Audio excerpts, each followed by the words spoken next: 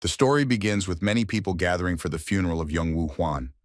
The man died quite early, so his death was tragic. The guy was sitting near the wall and crying bitterly because of this tragedy.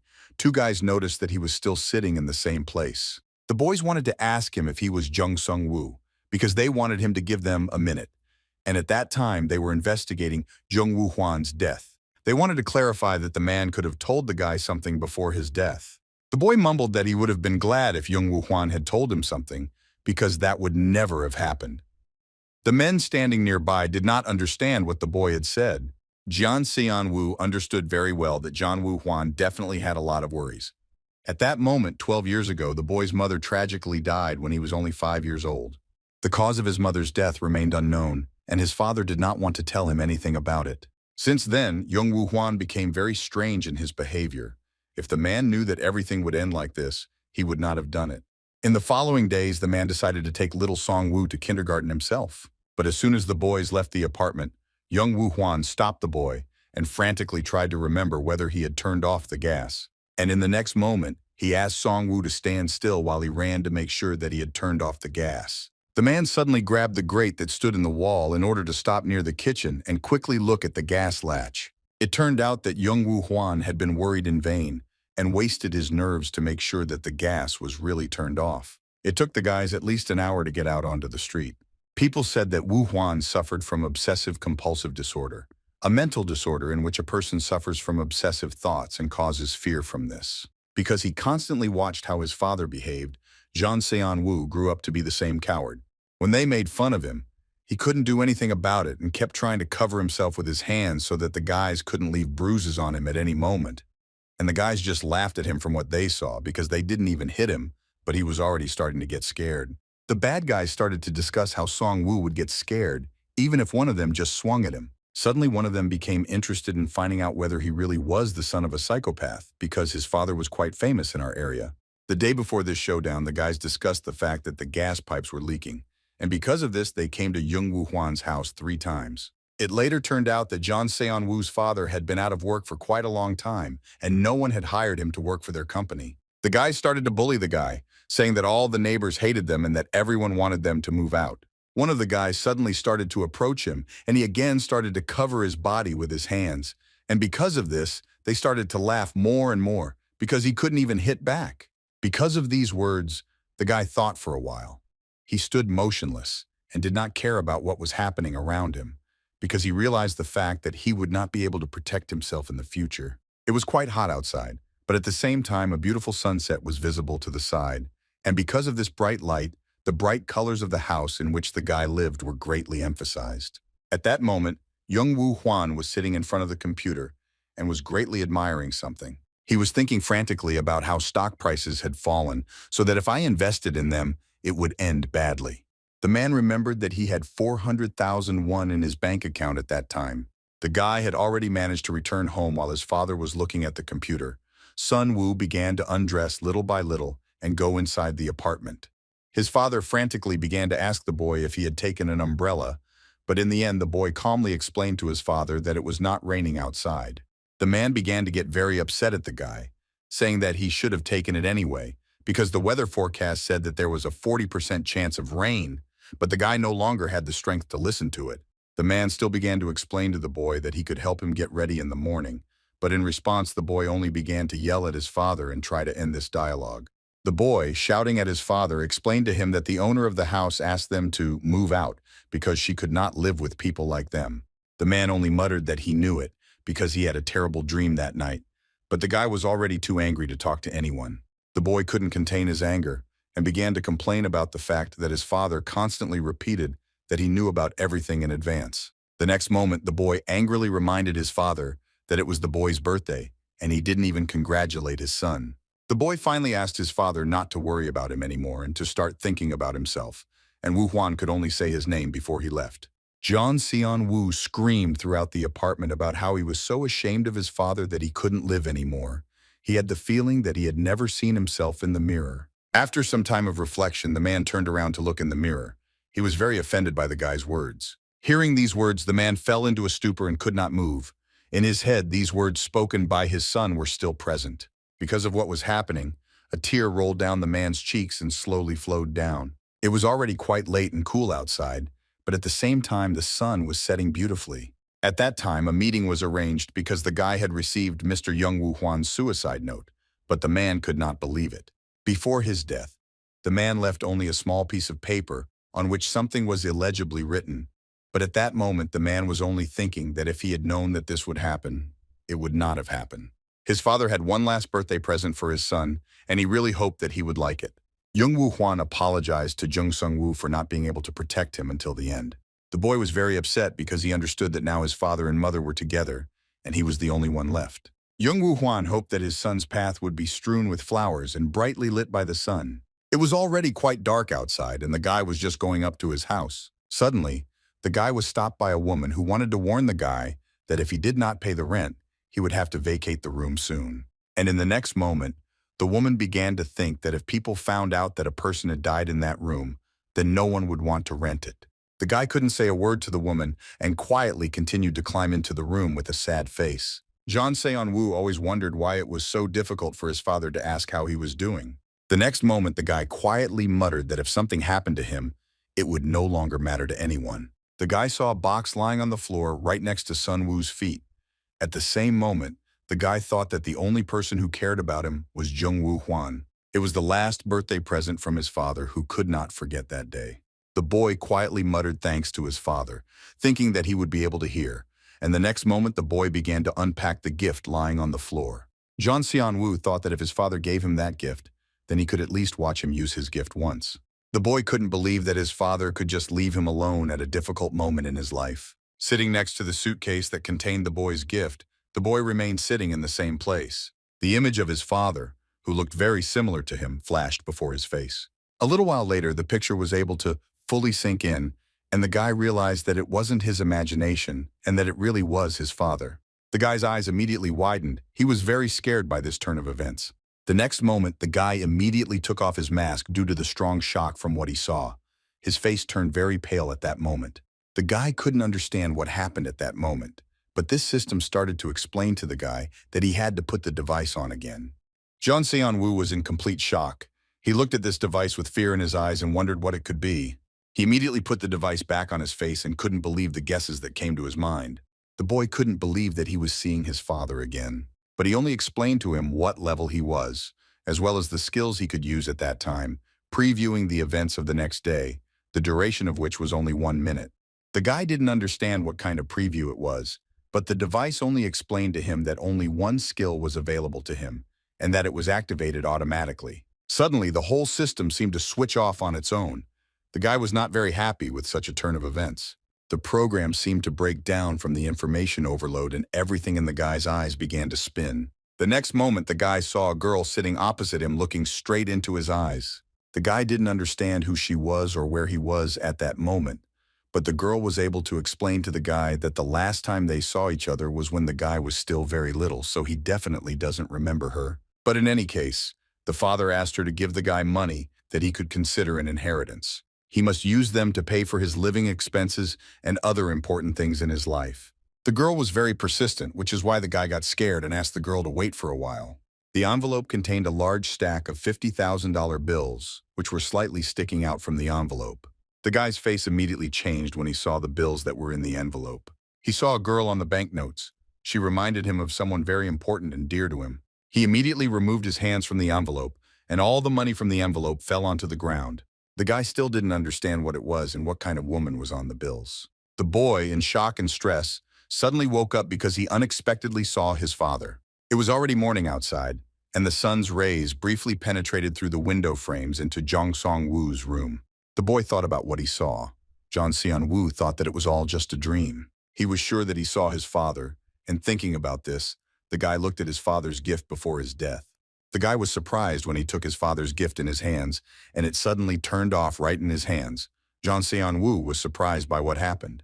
He was sure that he could not see his dead father because it was impossible. The boy thought that maybe it was some kind of debt, but his father didn't have that kind of money, so he couldn't leave him that much. Suddenly, the guy was torn away from his thoughts as soon as he heard someone knocking on the door. The guy was surprised when he saw a girl behind the door who was glad to see him already so grown up. The girl wanted to enter the room to discuss everything well. The guy kindly poured the girl a glass of water and put it on the table. The girl explained to the guy that she found out about what happened too late, so unfortunately she didn't make it to the funeral. She really wanted the guy to forgive her. She couldn't even imagine how hard it was for the guy alone. She also talked about her uncle, who was not the type of person who could just leave him, but the guy at that time was only thinking about how she looked like the girl he saw in his dream. The guy was interested to know who she was and how she found out about his father's death. But she only explained to him that the last time they saw each other was when he was still very little, and he definitely couldn't remember her. In any case, his father asked her to give him the money that could be said to be his inheritance. The girl handed the guy an envelope containing money that he could use to pay for his accommodation. The guy was shocked that her words were exactly like in the dream. The girl hurried the guy so that he would take the money faster. She also put her business card inside so that if he had any problems, he could contact her. The guy was shocked to see the bills inside the envelope. Unfortunately, the girl had a lot of things to do at that moment, so it was time for her to go. The guy didn't know how he could take this money. He saw this girl for the first time. The guy couldn't accept such a large amount, but the girl was persistent and explained that she was simply paying off a debt to his parents. An envelope with a stack of 5,000 ruble bills was still lying on the table. The guy didn't understand what was happening at that moment and didn't understand whether it all made sense. The next moment, the woman screamed loudly from the other side of the door, demanding that the guy open the door. The guy didn't immediately understand what the woman wanted, but the next moment she was explaining to the guy that she was going to put the house up for sale that day. The woman smelled a foul odor coming from the guy's room. She thought that no one had cleaned it. The next moment she explained to the guy that she would need to thoroughly clean the room after he moved out. The guy immediately brought a stack of bills for overdue rent and a deposit for the room right to her face. The woman was surprised when the guy gave her money, and the guy immediately thought that this amount would not be enough for her. The next moment, the guy angrily began to explain to the woman that if he moved out, he would only do so when he wanted to, and at that moment he was so busy with his own thoughts that he asked the woman not to disturb him. After the woman left, he began to distribute the money because he was going to save so that he could live for a few more months. The guy also saw a business card of a girl who, it turns out, worked as an investigator at the Seoul City Police Station under the name Shin Yeji. Song-woo didn't understand how the girl was connected to his father, and she left so quickly that he didn't have time to ask her a few questions. The next moment, the guy remembered his father's gift that he never earned. A little later, the guy began to examine the box in which the gift was. In the box, he found a charger with which he could charge this wonderful device. The guy immediately figured out that he could put it on charge. Maybe then it would work. It was already getting a little dark outside, but the light was still on in the guy's room. It was already quite late in the evening, about 11 o'clock, but the room was still light. The guy was waiting for this device to charge. He waited for about 10 hours for it to fully charge, and the guy thought it was strange because the device still didn't work. Jeon Seon-woo was already thinking about taking him to the repair shop. He just had to go to school the next day. The next moment, when the guy started to examine it, the device immediately turned on. The guy was very scared by such a sudden change in circumstances. When the guy had calmed down, the device asked him to put it on. Jeon Seon-woo decided to listen to the strange behavior of the device and immediately put it on. But the next moment, the guy saw his father, who was starting some kind of preview. The boy wanted to talk to his father, but he answered like a real robot. The next moment, his father congratulated him on leveling up. The skills he could use at that moment. The next moment, the father began to preview the bad event of the next day. The guy decided to ask his father a few more questions, but he didn't give normal answers and only answered like a robot that this team was unknown. The father explained to his son that at the moment, he only had access to one skill that was automatically activated.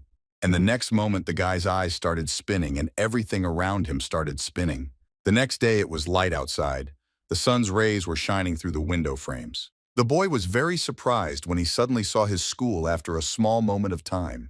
At the same time, there was a showdown on the field between two guys, because one of them did not pass the ball to the other.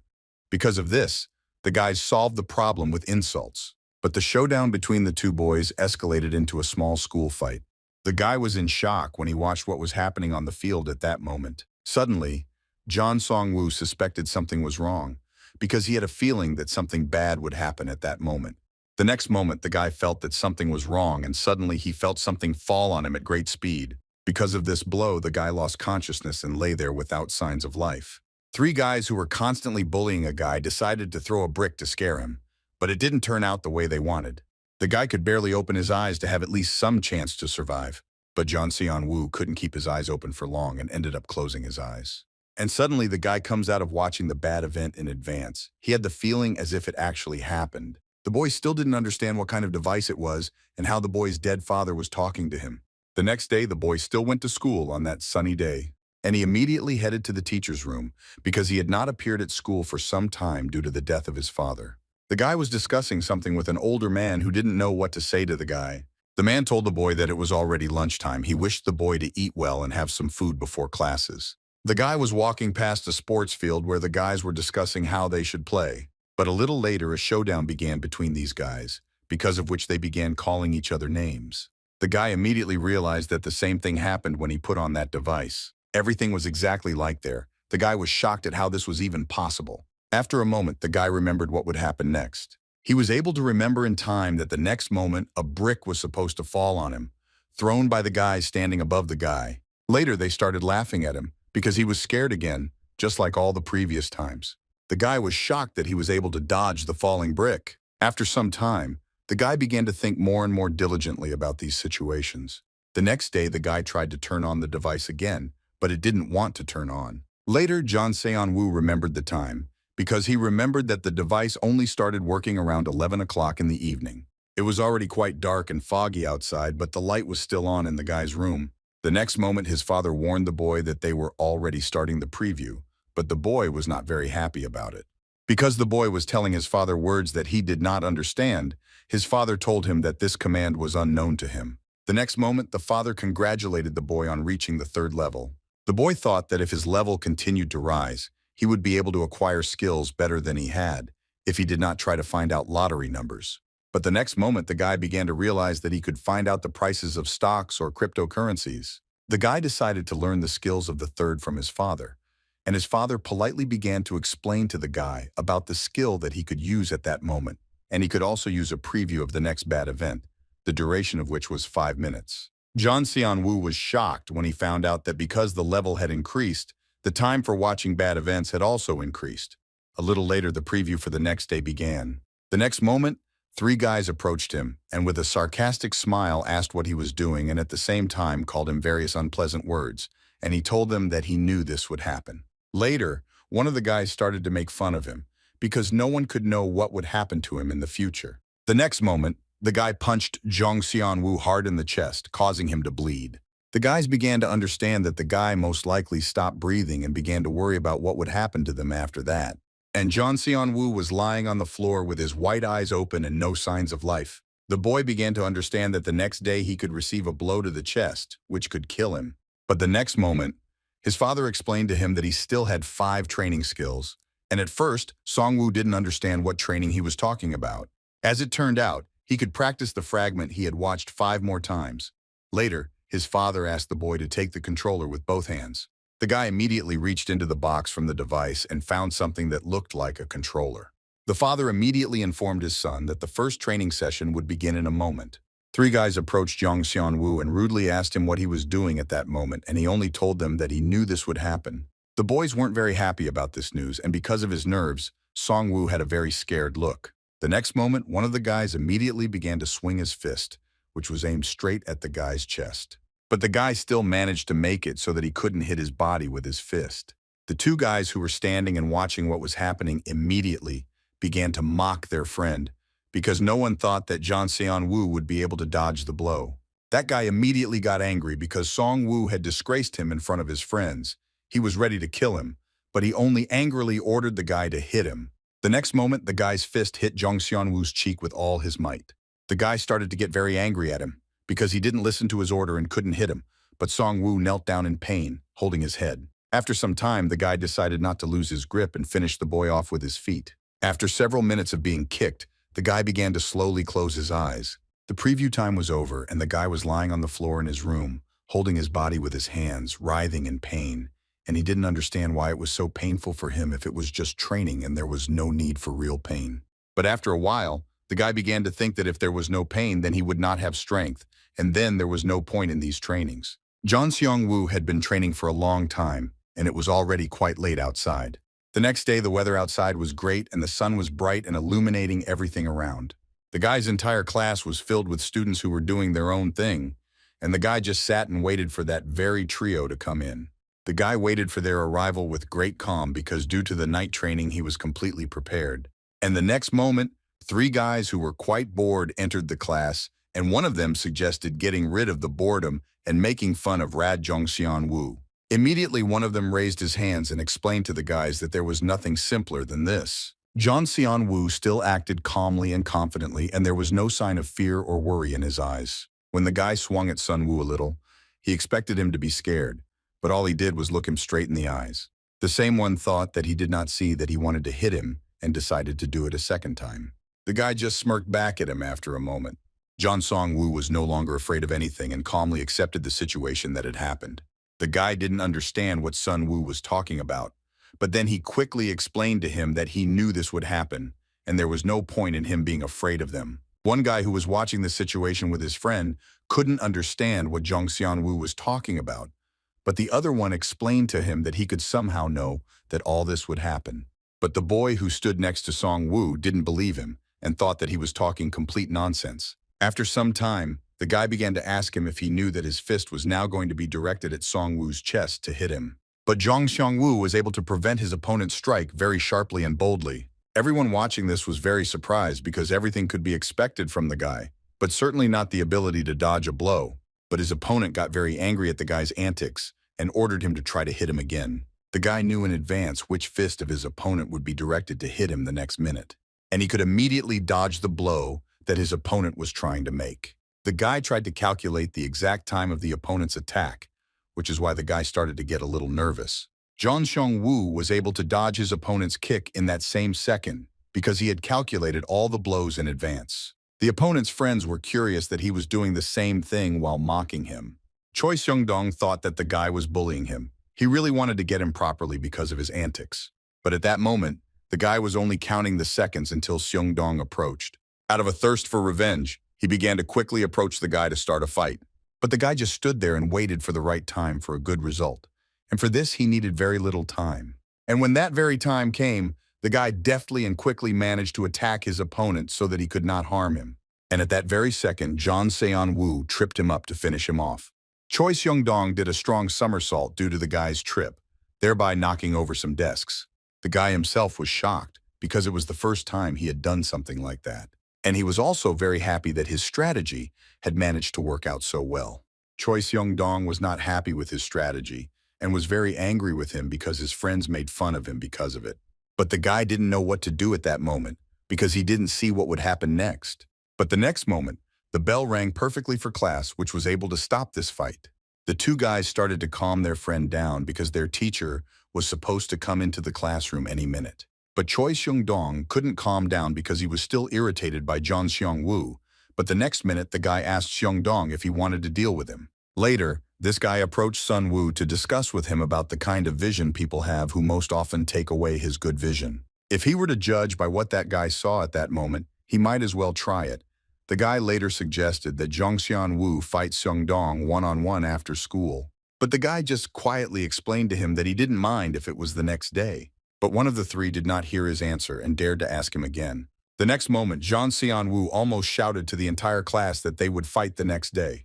The guy just laughed at his answer and explained to Sun Wu that if it didn't work out that day, the fight would happen the next day. The next moment, the teacher entered the classroom and warned the class that the bell had just rung. Choi Seung-dong was already prepared for tomorrow and angrily pushed the guy hard with his shoulder. He was so prepared for the next day that he was ready to kill him because he made it so that it was not Sun Wu who was being mocked, but that guy. The boy reacted calmly to what happened in the classroom and looked forward to the next day with peace of mind.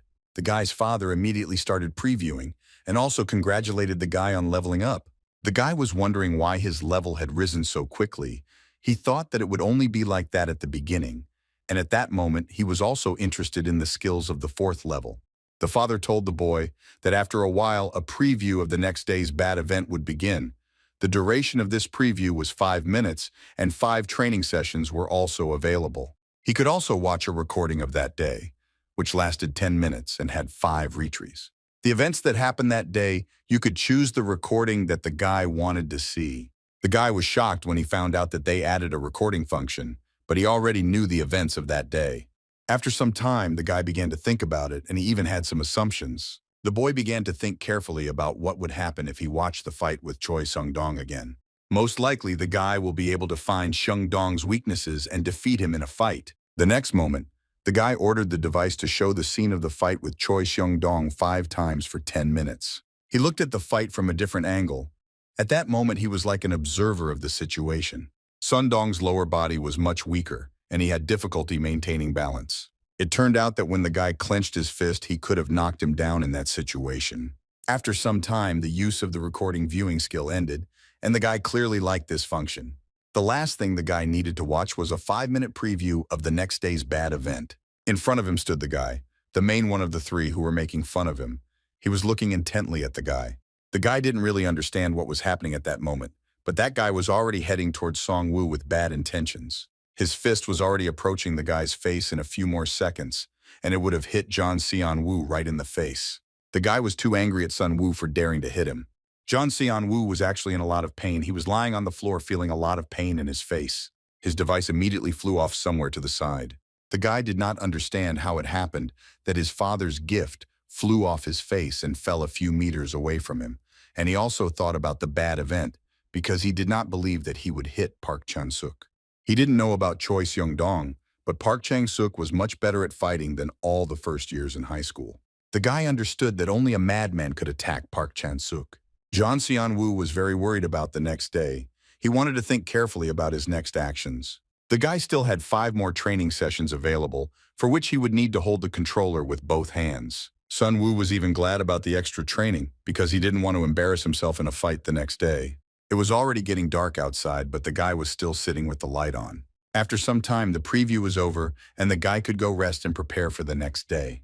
Unfortunately, it was no longer possible to use the device that his father had given him before his death. The guy understood that if he fought with Park Chan-seok the next day, he wouldn't last even 2 minutes. The next day, the boy decided to call the school and warn them that he would not be at school that day. John Seon-woo thought that if he didn't go to school, then there would be no reason to start a fight that day.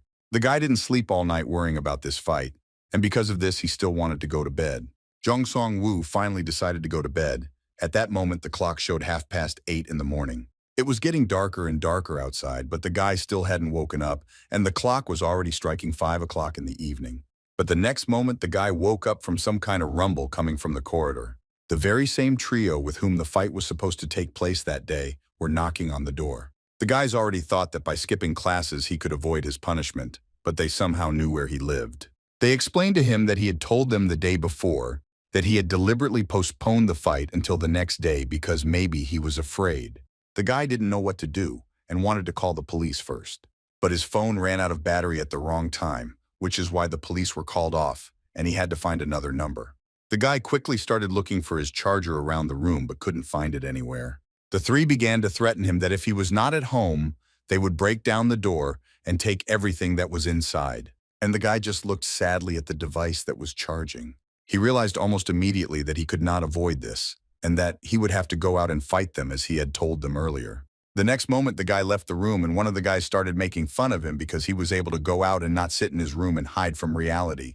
The guy immediately suggested going out and going to the place where the guys want to have a fight. Sun Dan looked at the guy with a grin, because he already knew where they would go so that no one would notice them. It was some kind of building, and there was a feeling that it was abandoned. But at that moment, there was a fight between the guys. But Sung-dong already felt sorry for their Song-woo. He wanted to make John Seon-woo regret ever being able to touch him. The guy quietly ordered him to stop talking and started attacking him. Choi Seung-dong got very angry because of the guy's words and ran with his fist to hit the guy because he was not used to being told what to do. His legs moved very slowly towards the guy, making it easier for him to hit Seung-dong. The next moment, the guy hit Choi Seung-dong hard on the neck with his fist. He was not at all delighted with what was happening because for the first time, he was portrayed as some kind of inept guy in a fight. The guys were very interested in watching that situation, and they were also disappointed in Choi Seung-dong, but pleasantly surprised by the agility of John Seong-woo. Sun-woo was glad that he hadn't been lazy and had watched them fight back then, and he had even rewatched that scene several times. During the fight, the guy very often remembered what had happened in the preview of bad events. The guy often remembered how many times he rewatched the fight scene that day. And he was also well prepared for this fight, because of which he did not sleep all night, but remembered everything. The boys found it strange that all Choi Sung-dong did was keep grabbing from Song-woo. But the second guy who was also watching the fight did not agree with him, because if he had looked closely, he would have seen that Choi Seung-dong's attacks and defenses were very inept.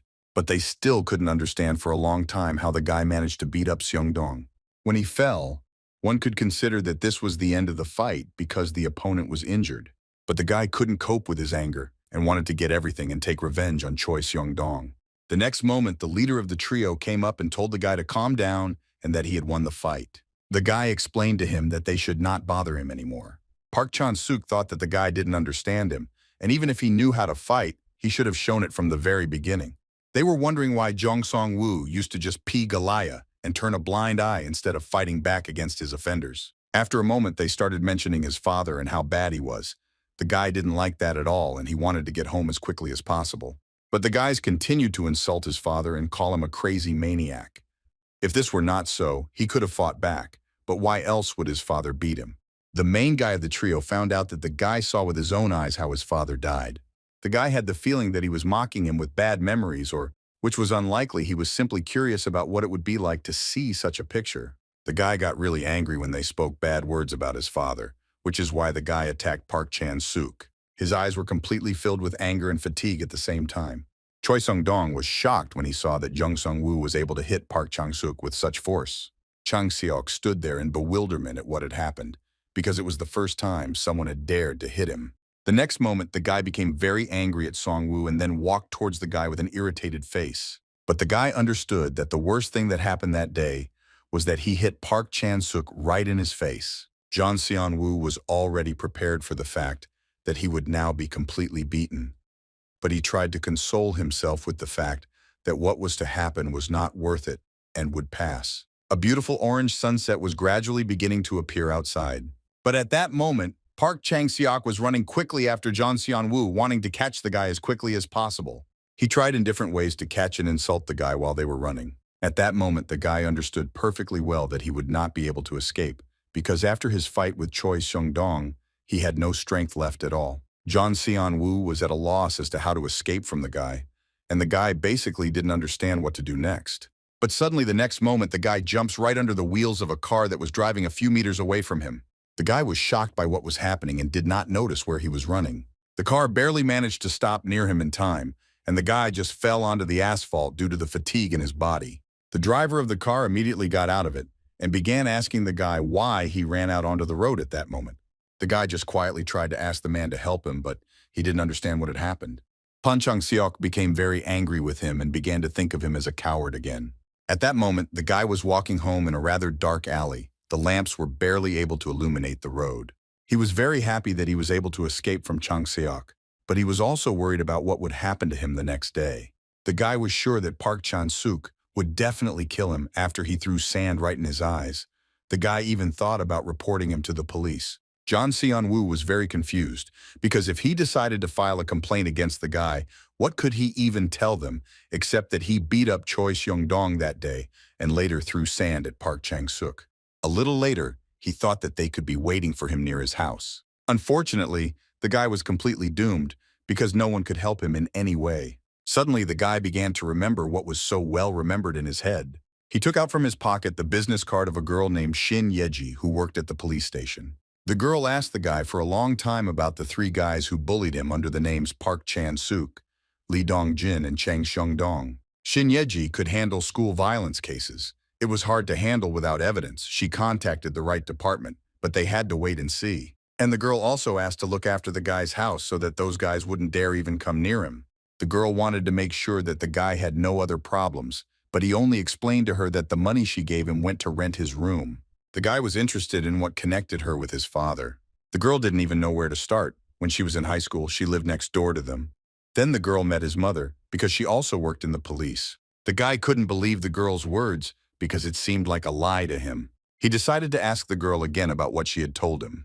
When the boy's mother died, he was very little, and every time he asked about his mother, his father got very angry with him. The girl felt very sorry for John Seon-woo and took his words seriously. One day, his family helped the girl, as they lived next to each other at that time. At that moment, when there were 2 cans of soda on their table, the girl was sure that his mother was her savior. After all, that day her classmate tried to rape the girl, but his mother was able to save the girl in time. This inadequate rapist also came from a wealthy family because his parents worked in a famous law firm, so in the end he was of course acquitted.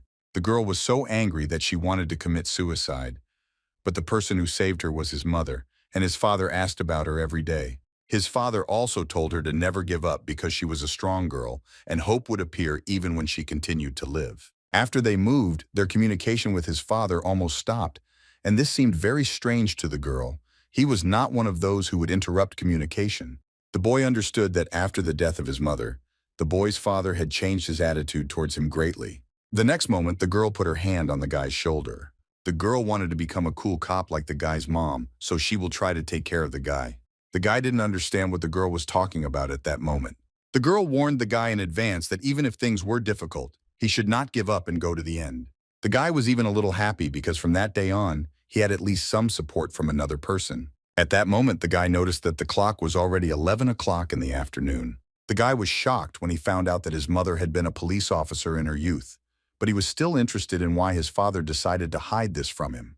But in any case, if the guy found out about all this, while holding in his hands the device that his father gave him before his death, and the next moment he saw his father again, who was starting the preview.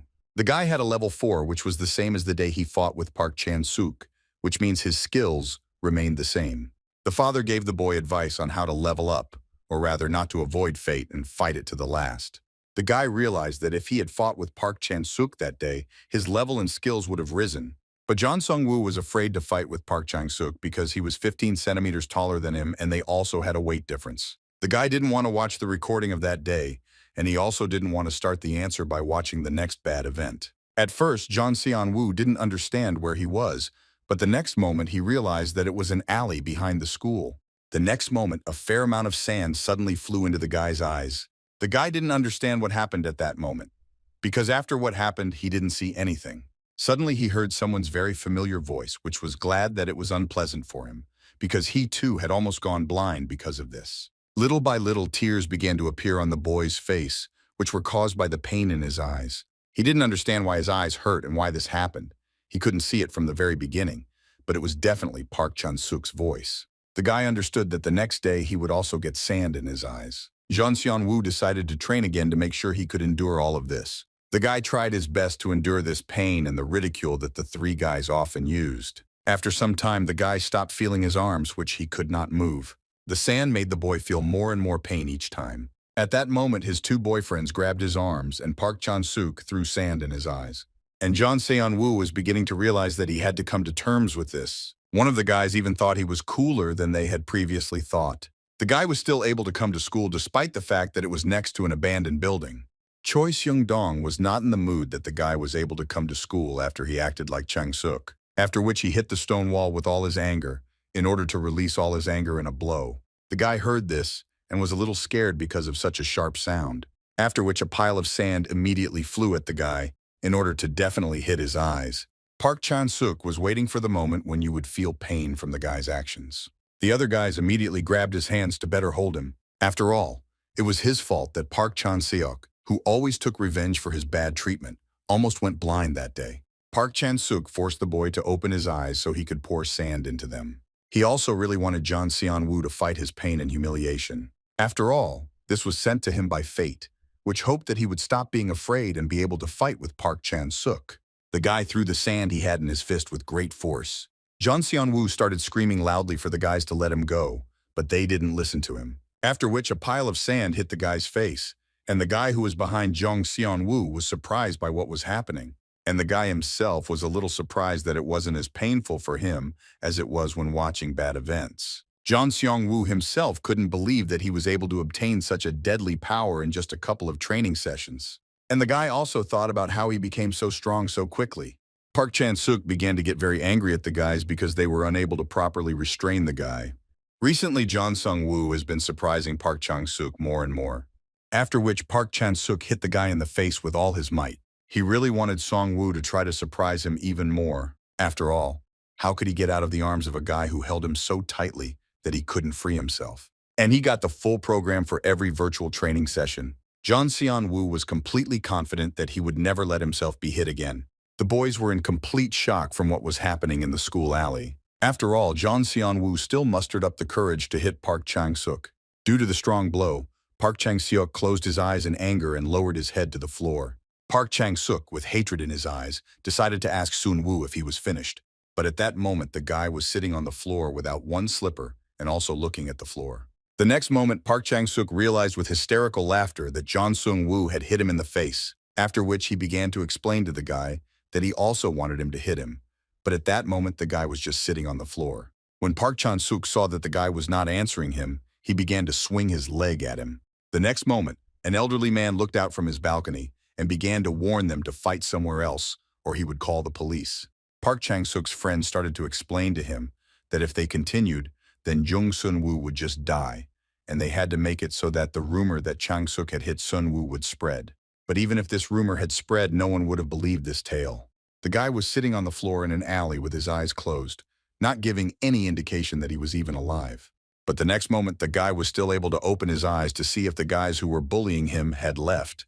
He was already starting to think that he would die, but Jun Seon-woo was still able to survive. It was already quite dark outside at that moment, but the light in the guy's room was on, as always at that time. At the hospital, Jun Sung-woo was told that he had no serious injuries at all, but he understood that he had been beaten up so badly that day that his whole body ached. The next moment, the device asked the guy to put it on. But the guy barely looked at the device with a tired and exhausted look. He simply couldn't. The guy was feeling very bad at that moment, and he also wanted to take a break from everything that day. But the device persistently asked the guy to put it on. Because of this, the guy got angry and stood up. He wanted to rest, but he still went to put on the device, even though he couldn't train in that state.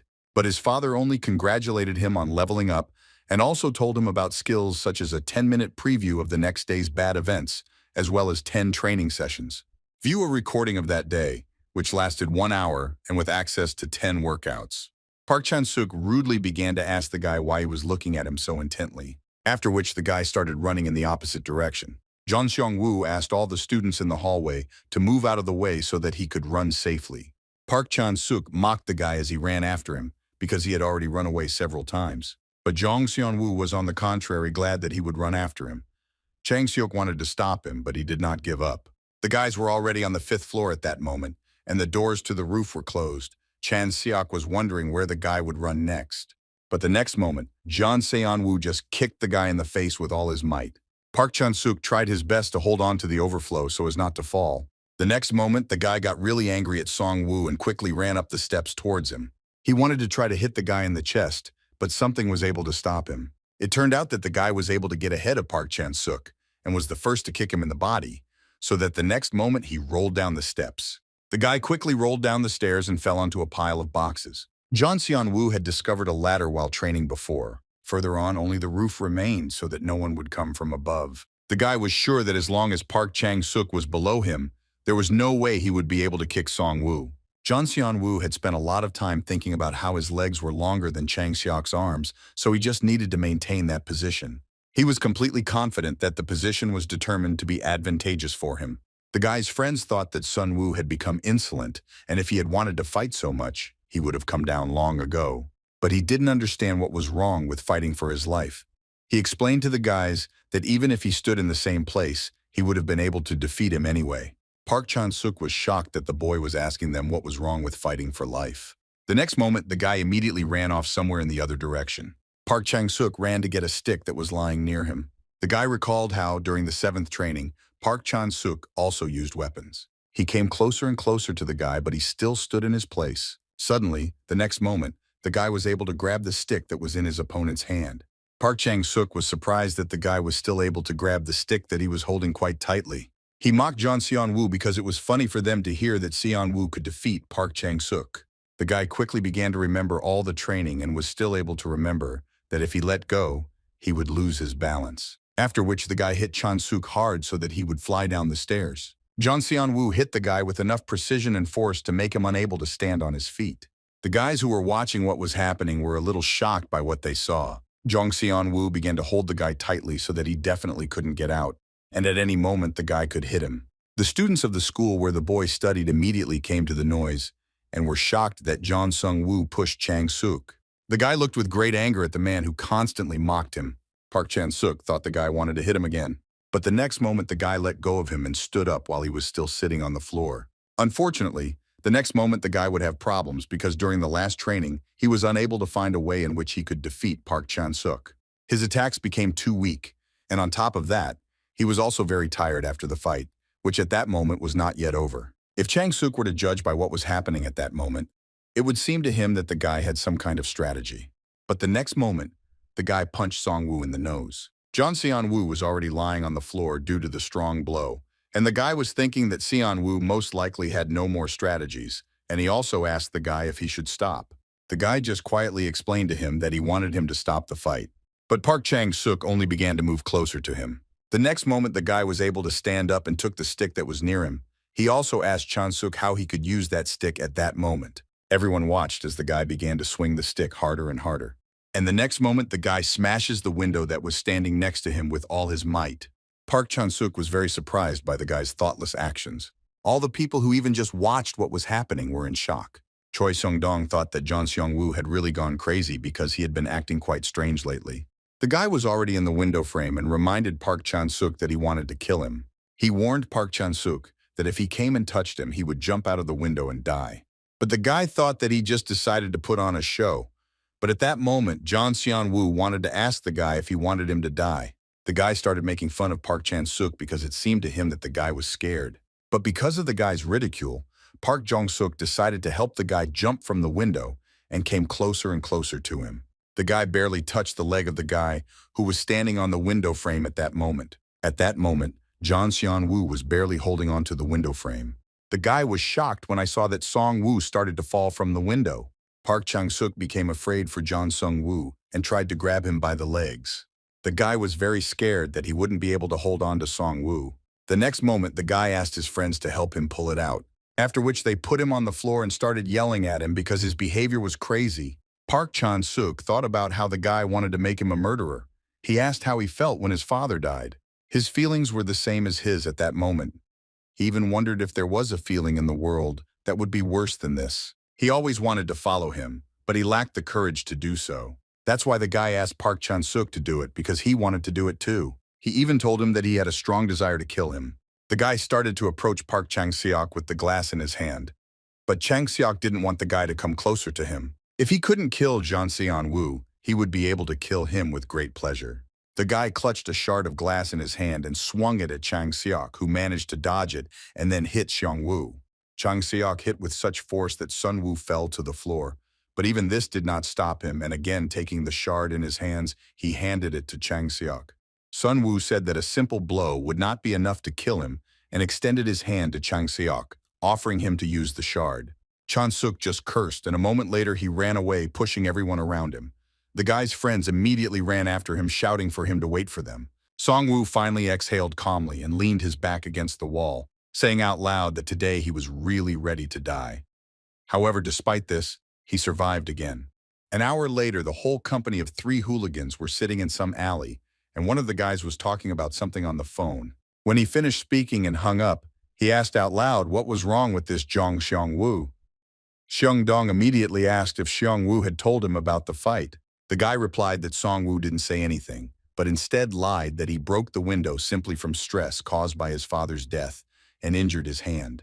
The boy said that the teacher knew that Sun-woo was popular and asked if he would turn a blind eye to such a misdeed this time. Seong-dong suggested that perhaps Sun-woo didn't tell the teacher because he was afraid that they would take revenge on him. And then Chang-seok finally intervened in the conversation, saying that how could a person be afraid of revenge when he himself had attacked him? Seong-dong suggested that in that case, they just stop bothering Sun-woo. But Chang-seok said that the whole school saw them fighting and now he won't just let it go. Chang-seok was already ashamed because some beggar beat him up, and because of that, he can't even go to school now. The guys suggested catching and beating up Sun-woo, but Chang-seok replied that there was no point in beating up someone who was asking to be killed. Turning to his friends, Chang-seok smiled strangely and said that it would be better if they sent Song-woo to prison. When he got home, Sun-woo bandaged his injured hand and put on his glasses. The guy noticed that the level had not increased, although something terrible had happened today, but it was not enough. Also, Song-woo had already spent time watching the recording, but still, something needed to be done with his hand. However, the boy was focused on seeing what would happen tomorrow and was shocked when he saw that the police would arrest him tomorrow. The next day at school after classes, Seong-dong approached Seong-woo. He said that he heard that Seong-woo did not tell about the fight and added that Chang-suk was grateful to him. As it turned out, the guys were going to Seong-dong's house in the evening, and he said that Seong-woo should come too. Seong-dong said that his parents would not be home today, and they also wanted to apologize to Seong-woo for everything that happened before. And Seong-woo, unexpectedly for the guy, suddenly agreed and said that he would come. That same evening, Sun-woo came to Seong-dong's house. Seong-dong met him and led him to the living room where the other guys were already sitting. They thanked Sun-woo for coming and said that they had ordered pizza, which was supposed to arrive in half an hour. Sun-woo immediately asked if Chang-suk really wanted to apologize, since they had previously tormented him a lot, and now they had suddenly decided to make amends. And suddenly Sun-woo noticed Sun-kyung sitting nearby. But Seong-dong immediately distracted him by offering to make peace today and become good friends, and then suggested Sun-woo go to his room and look at his computer. And as soon as the guys left, Chang-seok turned to Song-kyung, asking if he understood everything Chang-seok told him. Song-kyung just nodded fearfully, and Chang-seok added that if he did everything right, he would never touch him again. Meanwhile, Seong-dong and Seong-woo were sitting in the room, and Seong-dong was bragging about his computer when suddenly someone's screams were heard from the hall. When Sun-woo ran out into the hall, he saw Chang-seok beating up Song-kyung. Song-kyung was saying something about being sorry, but Chang-seok wasn't even listening to him. Chang-seok screamed that he would kill Song-kyung while throwing insults at him. Song-woo rushed towards them but was suddenly blocked by two other guys. However, this did not stop Sun-woo. He hit both guys to get out of the way. Chang-suk managed to grab the scissors from the table with a lanyard, saying that he would make Ken-min smile. Chang-suk laughed hysterically, asking why Song-kyung was so serious and was about to swing the scissors, but didn't have time to do anything because Song-woo managed to snatch the scissors from the guy's hands. Chang-seok stood up and turned to Sun-woo, asking if he really wanted him to try to kill him with this again. With these words, the guy lifted the jacket, telling Song-woo to try to hit him. However, they were suddenly distracted by the doorbell. Ken-min immediately ran to the door where the pizza delivery man was already. Seeing him, Ken-min immediately began asking for help. The waiter looked at the guy in shock and started asking what happened to him and what happened to his face. And then Ken-min suddenly pointed his finger at Sun-woo, saying that he was the one who beat him up. After a while, the whole group ended up at the police station. Chang-suk and Sun-woo sat silently while the other two guys testified.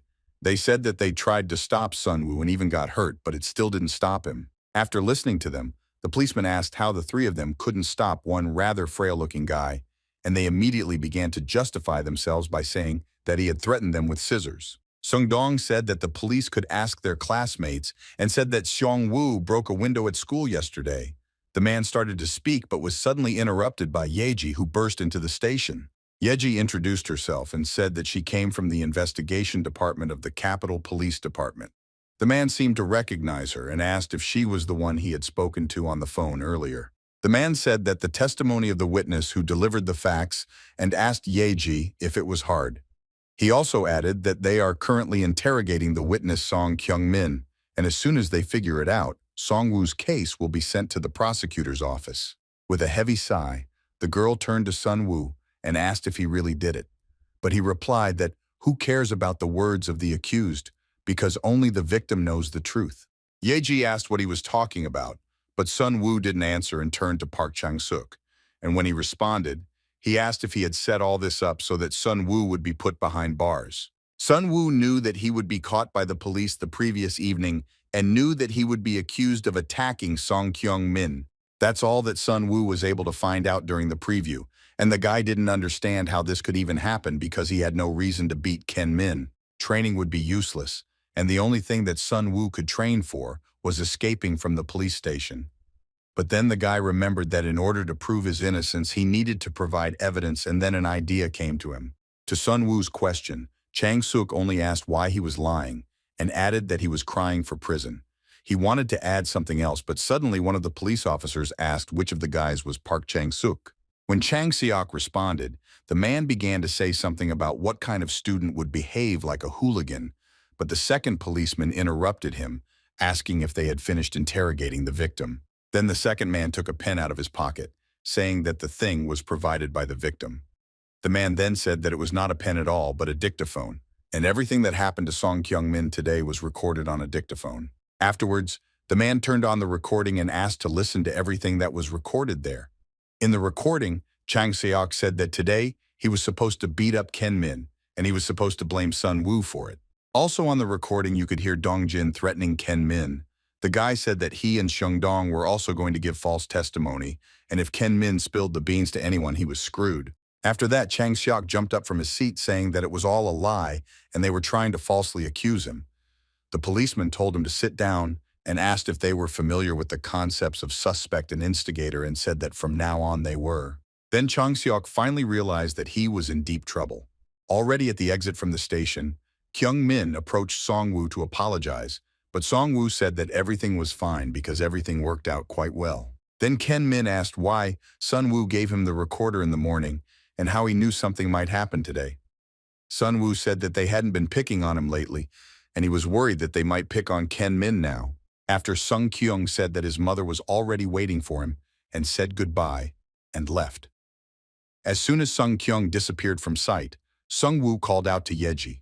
Turning around at the voice, the guy asked how everything went. Yeji said that she assumed that Park Chung-suk would be jailed. Violence is violence, but this method is too scary. In any case, if there was no recording, then everything would be blamed on Song Woo, so the girl asked where he got the recorder from. Song Woo replied that it was his father's thing. His father had many fears, and so even though they had no money, he still bought things like that. Yeji added that it ended up saving him, and Sun Woo agreed with her. Afterwards, Yeji asked him if he was hungry and offered him something to eat. After a while, they were already sitting in a cafe. Sun Woo said that he could cook the food himself, but Yeji just waved him off, telling him to just eat while he was given it. And then she added that Sun Woo likes pork ribs. The guy looked at Yeji in surprise, asking if she learned this from his father. Yeji confirmed his guess, saying that every time Woo Hwan wrote to her, he only talked about Sun Woo. Then she added that when she told Woo Hwan that she became a police officer, he was happy for her like a father. Then Sun Woo said that a father would be happier anyway, but Yeji said that she didn't have a father. The girl said that her parents divorced when she was little, and soon her mother got together with another man and left. So Yeji grew up with her grandmother. Sun Woo apologized, but Yeji said that he had nothing to apologize for because he didn't know anything, and then she told him that Sun Woo's parents lived next door at the time and helped Yeji a lot. The girl said that they were almost family, so Sun Woo could call her Yeji Nuna. When Sun Woo got home, he talked to Yeji on the phone. The guy said that he was already home and asked Yeji to drive carefully. After hanging up, Seong Woo thought that Yeji was a very good person and wondered why his father hadn't told him about her. However, he was distracted from these thoughts by the sound of the device. Turning on the light, the guy quickly changed his clothes and put on the device. Sun Woo noticed that his level had not increased again and added that there was nothing special to watch today. So the guy decided to skip straight to watching the bad event the next day. Sun Woo was in his class during recess when suddenly a guy came up to him and asked him to be friends. The guy asked where Song Woo lived and said that he came from far away and didn't know the area. Song Woo didn't understand what was going on at all, so he just said that if the guy wanted to hit him, he should hit him faster. The new guy just asked him in confusion why he should hit Song Woo, and then the guy flared up saying that it looked like this guy was joking and maybe he should hit him first. The new guy just asked in fear what he had done to him and said that he had just transferred today and again offered to be friends. At this point, the preview ended and Sun Woo, taking off his device, did not understand what was happening. He just talked to the new guy for 10 minutes, and how could that be a bad thing? Then Sun Woo thought maybe he should hit this guy first and started the first training. During training, Sun Woo hit the new guy and he started apologizing for what if he did something wrong. Sun Woo took off his device and still doesn't understand what's wrong because meeting the new guy is clearly not the worst thing that can happen. But then the boy thought that bad things couldn't happen every day, and with Park Chang-suk, everything was finally over. However, suddenly one thought came to Sun Woo's mind and he thought that nothing would happen if he used the training for other purposes. During the next training session, Sun Woo took out his phone and started searching for stock prices online. Then he was able to see stocks that had risen very sharply. Sun Woo began to look through all the stocks and remember their prices. After looking through everything he needed, the guy took off the device and began to write down all the stocks he managed to remember. After Sun Woo counted all the money he had left and began to calculate how much profit he would get 50% of the profit. Then the guy realized that now with the help of this device he could get rich. Sun Woo spent the entire night researching stocks and bonds, but in the end it all came down to the fact that he couldn't open an account without an adult guardian. The guy also couldn't find out the winning lottery numbers, since they are only announced on Saturday at 9 o'clock in the evening. And even the preview skill wouldn't show Song Woo the moment he needed. Cursing, the guy threw the phone away from himself, indignant that he couldn't even use his ability to get rich simply because he was underage. But suddenly Sun Woo remembered Yeji and thought that he would simply give the money he couldn't spend to Yeji Nuna. The guy grabbed his phone again and quickly dialed Yeji's number. The guy also thought that if he managed to win, then maybe he could count on at least half of the money he won. When Yeji picked up the phone, Sun Woo immediately told her to follow what he said. Sun Woo started talking about stocks and said that Nuna should invest all her money in one of the stocks, but she replied that she would not do that. When Sun Woo asked about the reason, the girl said that when she was little, her father was into stocks and took all the property out of the house. This was the reason for her parents' divorce. As it turned out, Nuna's father even took out her piggy bank to buy a ticket in gambling. In Yeji's opinion, investment addiction is more terrible than any other. And yet, Sun Woo still asked Yeji to trust, assuring that this time everything will work out. Yeji replied that at first everyone says that and thinks that they will earn money no matter what. However, Sun Woo said that this time the probability is 100% and he can predict it. And suddenly, Yeji was surprised to notice that Sun Woo was speaking exactly like his mother. When Sun Woo asked what it meant, Yeji told him that when his mother Menji saved her, Nuna asked how she knew that Siji was there, and she also answered that she could predict it. Yeji said that if Sun Woo needed money, he should wait a little and she would give it to him. But now she was a little busy, so she suggested Sun Woo talk a little later. Meanwhile at school, Seong Dong and Dong Jin were talking to each other. Seong Dong asked how Chang Suk was doing, and Jin replied that he was talking to a lawyer. Dong Jin heard that Chang Seok might actually end up behind bars. However, Jin said that he might have to move too. When Seong Dong asked the reason, Dong Jin replied that rumors had already reached everyone that they had been taken away by the police, and his mother had no money to pay off. Then Seong Dong suddenly became nervous because what would he do if Chang Seok was gone, and Dong Jin moved away. However, he was suddenly distracted by a strange voice ordering him to get out of the way.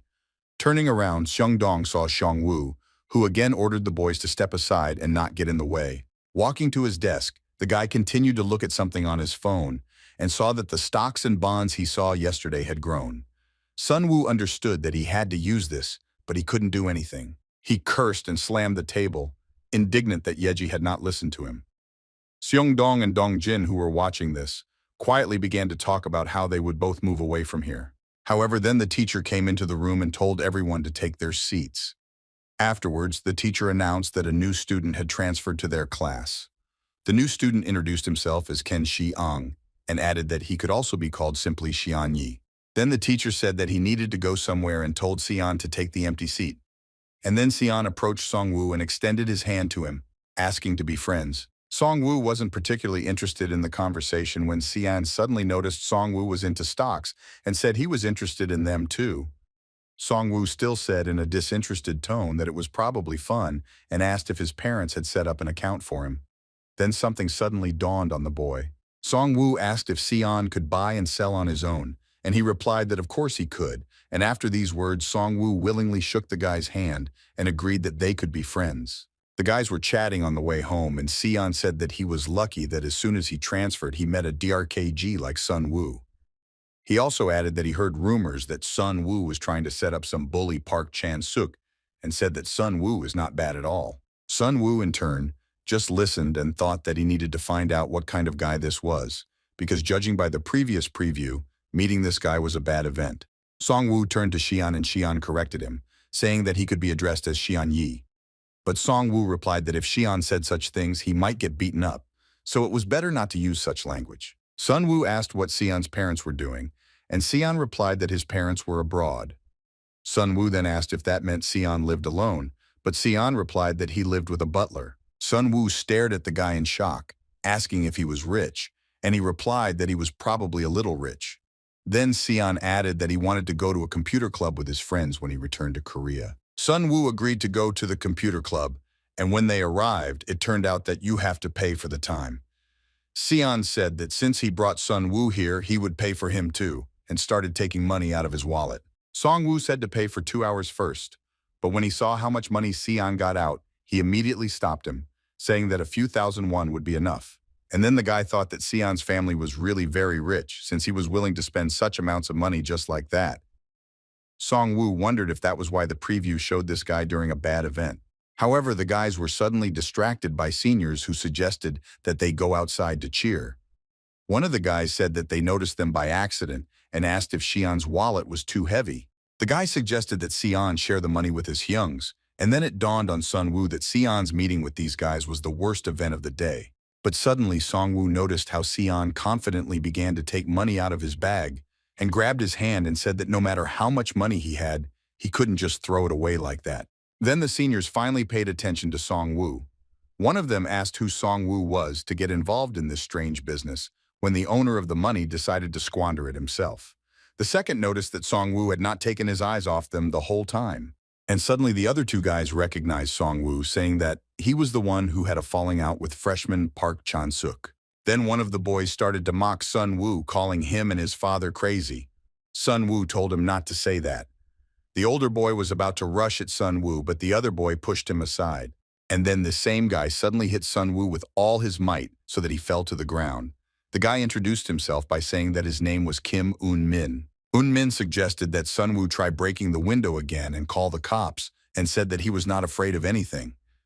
The guy said that it pissed him off that someone was kicked out of school for no particular reason, and wondered if anyone would even know if Sun-woo was simply killed. However, the boys were distracted by Sion, who told them to just take the money and leave. Sunbum took the wallet, saying that Sun-woo has a good friend, and told Un-min to go, who muttered that he already wanted to kill Sun-woo. The guys were about to leave, but they were suddenly stopped by Sun-woo. The guy stood up and said that if Un-min wanted to kill him, then let him kill him first, and then go. Immediately after Song-woo's words, Un-min hit the guy twice with such force that he fell again and flew into the snack machine. Un-min said that he wouldn't be scared by the fact that Song-woo was acting like a psycho, and that he would easily kill him and go to jail for it. However, suddenly, out of nowhere, a man in a formal suit appeared and ordered the boys to stop and leave the schoolboy alone. Sunbom told him to get out of here and reached out his hand to the man, but he easily intercepted it and twisted it in the other direction with such force that Sunbom screamed in pain. That same evening, Song-woo woke up in his house, and Sion was sitting next to him. Seeing that his friend had woken up, Sion asked if he was okay, but Song-woo didn't seem to understand what was going on and how he ended up there. Realizing that Song-woo didn't remember anything, Sion told them how a man had helped them, after which Song-woo went to the emergency room.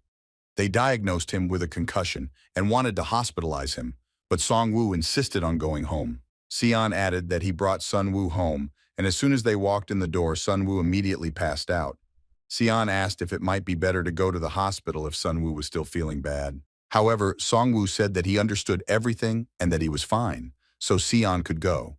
Sion asked again if everything was fine, and Song-woo, almost pushing him out the door, said that he was fine and wished Sion a safe journey home. When the door closed behind Sion, Sun-woo began to think out loud about how something irreparable had just almost happened and why Sion had come to him when this device was there. When Seong-woo put on the device, he was informed that his level had increased. He now had access to a new skill in the form of viewing the next day's bad event for 15 minutes, and 15 training sessions were available.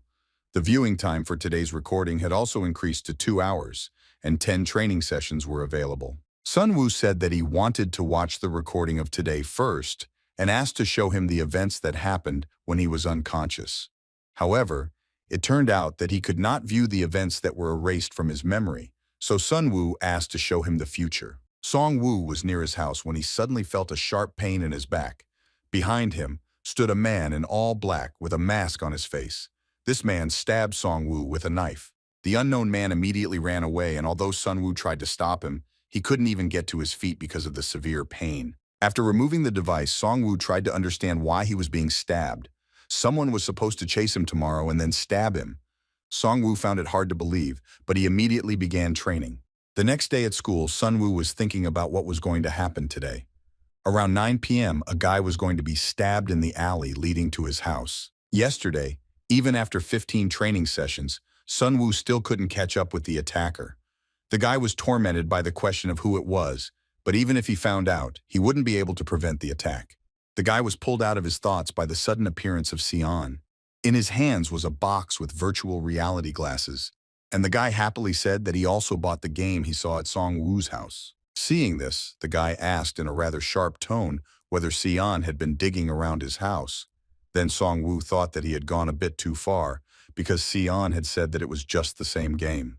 After Sun Woo asked if Sion had touched his device, and he replied that he hadn't touched anything, and especially without permission.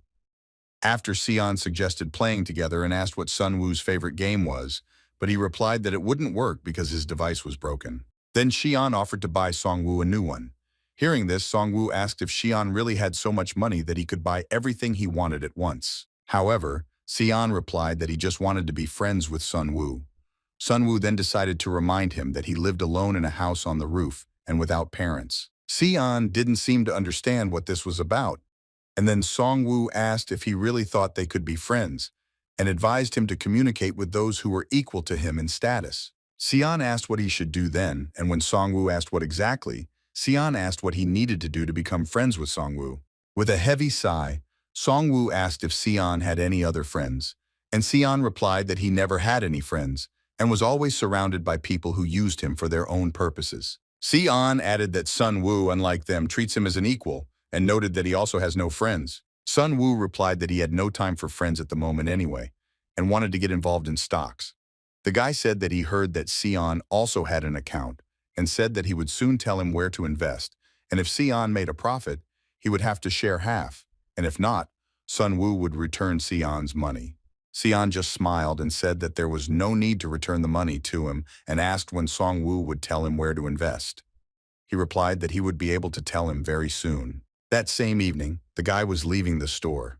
He was thinking out loud about how it was still cold at night and how he wanted to become rich and finally buy a water filter. Song Woo said that he no longer wanted to think about what kind of water to buy at the store, and he also did not want to die. At that very moment, someone stabbed the guy from behind. The attacker immediately jumped to the side, not understanding what was happening. Sun Woo turned around and began to unbutton his jacket, under which was a bulletproof vest, and asked if he had never seen such a thing. Sun Woo said that he got it delivered this morning, and because of this guy, he spent 300,000 won, and he doesn't have any money anyway. The attacker did not understand at all how Song Woo found out about the attack, and swung his arm and tried to attack. But Song Woo managed to put a bottle of water under him to block the blow. Twisting the bottle so that the knife fell out of the attacker's hands, Song Woo threw the bottle aside, knowing that this was not the end. The attacker had a second knife, and Song Woo, knowing this, prepared himself. Taking the second bottle in his hands, the guy declared that the unknown person would never be able to kill him, and, putting his hand with the bottle forward, ran towards the person who attacked him. Sun Woo ran towards the guy who was attacking him, and he stumbled and fell to the ground. Cursing, the guy quickly jumped up and ran away. Xiong Woo chased after him, but he was much slower, and he was unable to catch the killer in any of his 15 training sessions. But even so, Xiong Woo was not going to give up. However, the attacker suddenly stopped abruptly and turned around. Song Woo was very surprised by this, because this guy was supposed to run away. However, now this guy started to walk towards Song Woo. Song Woo was about to run but tripped and fell. Without wasting time, the second guy tried to attack Song Woo, but he managed to intercept the attacker's hands in time. Sion Woo said that even if he was killed and even if he died before he died, he wanted to know who killed him. However, Yeji suddenly appeared in the alley. The girl said that she was from the police and ordered the attacker to drop the weapon, and if he disobeyed, she would have to use the weapon. After that, the guy who attacked Sun Woo quickly got up and ran away. Yeji quickly appeared next to Sun Woo and asked if he was okay while checking him for injuries. After some time, Nuna and Sun Woo were at Sun Woo's house. Yeji said that she wanted to talk to Sun Woo after work and was there just in time. Yeji asked if Xiong Woo had seen the attacker's face and if he had any idea who it might be. However, Xiong Woo himself thought that this guy always ran away but never attacked twice. In the preliminary examination training, there was never a situation where the events that the guy saw diverged from reality. Yeji, noticing that Song Woo was silent, said that he was probably in a state of shock right now since he couldn't even speak normally. However, the boy said that he was fine. Then Yeji asked about the bulletproof vest and how Sun Woo knew that something like this would happen. Sun Woo replied that he got it from his father. He explained that sometimes he gets scared, so he wears it from time to time. Yeji said that tomorrow when she goes to work, she will find out who the culprit is from the surveillance cameras. And then the girl handed the guy a small envelope with money, remembering that he had recently asked her for money, and she connected it with the fact that the guy had apparently run out of pocket money. And then Sun Woo asked if Yeji really wasn't interested in investing. Nuna just clicked her tongue in displeasure, indignant at how Song Woo could even talk about this again when he had just almost died. However, Song Woo assured her that he would succeed and asked her to trust him just once. But Yeji still stood her ground, saying that he might succeed 10 or even 100 times, but in the end he might lose everything in one fell swoop. The girl compared it to chess, where instead of pieces there is money, and added that Sun Woo shouldn't even start. Song Woo didn't understand why Nuna was against it, and then he remembered how the events of today had changed and quietly said that he couldn't make mistakes. But then suddenly the policewoman handed the guy something. When Sun Woo asked what it was, Yeji replied that it was a stun gun and said to use it if necessary, and she had a second one. Nuna said that she was worried about Sun Woo because bad things had been happening to him lately and advised him to close the door tightly and go to bed. After that, Yeji left. A little later, when Song Woo turned on the device, he said to show him the moment when someone tried to kill him. Song Woo tried to find out who this guy was. This man was 180 centimeters tall, or maybe a little taller. He was wearing regular sneakers, and all his clothes, including his cap and face mask, were black, so it was impossible to make out anything in the dark. However, Sun Woo suddenly noticed that the attacker had wireless headphones. Then Song Woo realized why the guy was constantly running away during training, and this time he attacked him again. Song Woo also noticed a tattoo on the attacker's leg. This was the main clue, but it would be difficult to find the criminal using only a tattoo. Sun Woo decided to continue and told him to show him a bad event the next day. Sun Woo found himself in a class where nothing happened, so nothing bad would happen, and then Sun Woo decided to check the stocks. He only needed to remember 3 stocks that were at the top. Afterwards, the guy called Sian and asked him to come to school early tomorrow. The next day, Song Woo told Sian the stocks he should invest in and reminded him that if there was a profit, Sian would have to share half, and if the opposite happened, Song Woo would return the money to him. And then the guy asked how much money Sian could invest. He replied that it wouldn't be much and said that he could only invest 10 million now. However, Song Woo again said that he could consider that he had borrowed money from Sian and suggested starting with 1 million. After the lessons, Sian happily showed Sun Woo his earnings, saying that he had earned 3 million. Sian also asked Sun Woo how he knew where to invest, and Sun Woo replied that he had studied stocks for a long time. Sian said that in that case it was a pity that they had not invested 10 million, because then they would have earned 30 at once. Sun Woo agreed with him and asked to send him his promised 1.5 million, but Sian replied that he did not have a card. So he offered to give Song Woo everything he had now, and he would give him the rest tomorrow. Seeing Xian give him 500,000, Song Woo asked if it was dangerous to keep so much cash on him and if it wasn't easier to just get a card. Xian smiled and thanked Sun Woo for worrying about him, but Sun Woo replied that he had no reason to worry about the guy with the golden spoon in his mouth. Afterwards, Xian asked if they could do the same thing tomorrow, and when Song Woo asked what he meant, Xian suggested that next time they invest 10 million at once. Sitting at home in the evening, Sun Woo held the envelope that Yeji had given him. He remembered how the girl had told him not to get involved in investments. Putting the envelope back in place, Song Woo picked up the 500,000 that Xian had given him and remembered how he had suggested that he invest 10 million in investments next time. Sun Woo was torn between whether he should continue doing this. The device beeped, and Sun Woo decided to see what would happen next. The system informed the guy that his level had changed from 6th to 5th. The guy did not understand why his level had dropped, and as it turned out, his level directly depends on his experience, and depending on this, it can increase or decrease. Sun Woo, in turn, thought that for the first time in a long time, the day had passed calmly. And then suddenly this happened. The system began to list the skills available at the moment and offered to look at the events of today. However, Sun Woo refused, telling him to show him the future right away. Sun Woo found himself in some abandoned building when he suddenly heard someone screaming for help. He saw a guy tied to a pole and asked who he was. The guy introduced himself as Ko Sung Bum.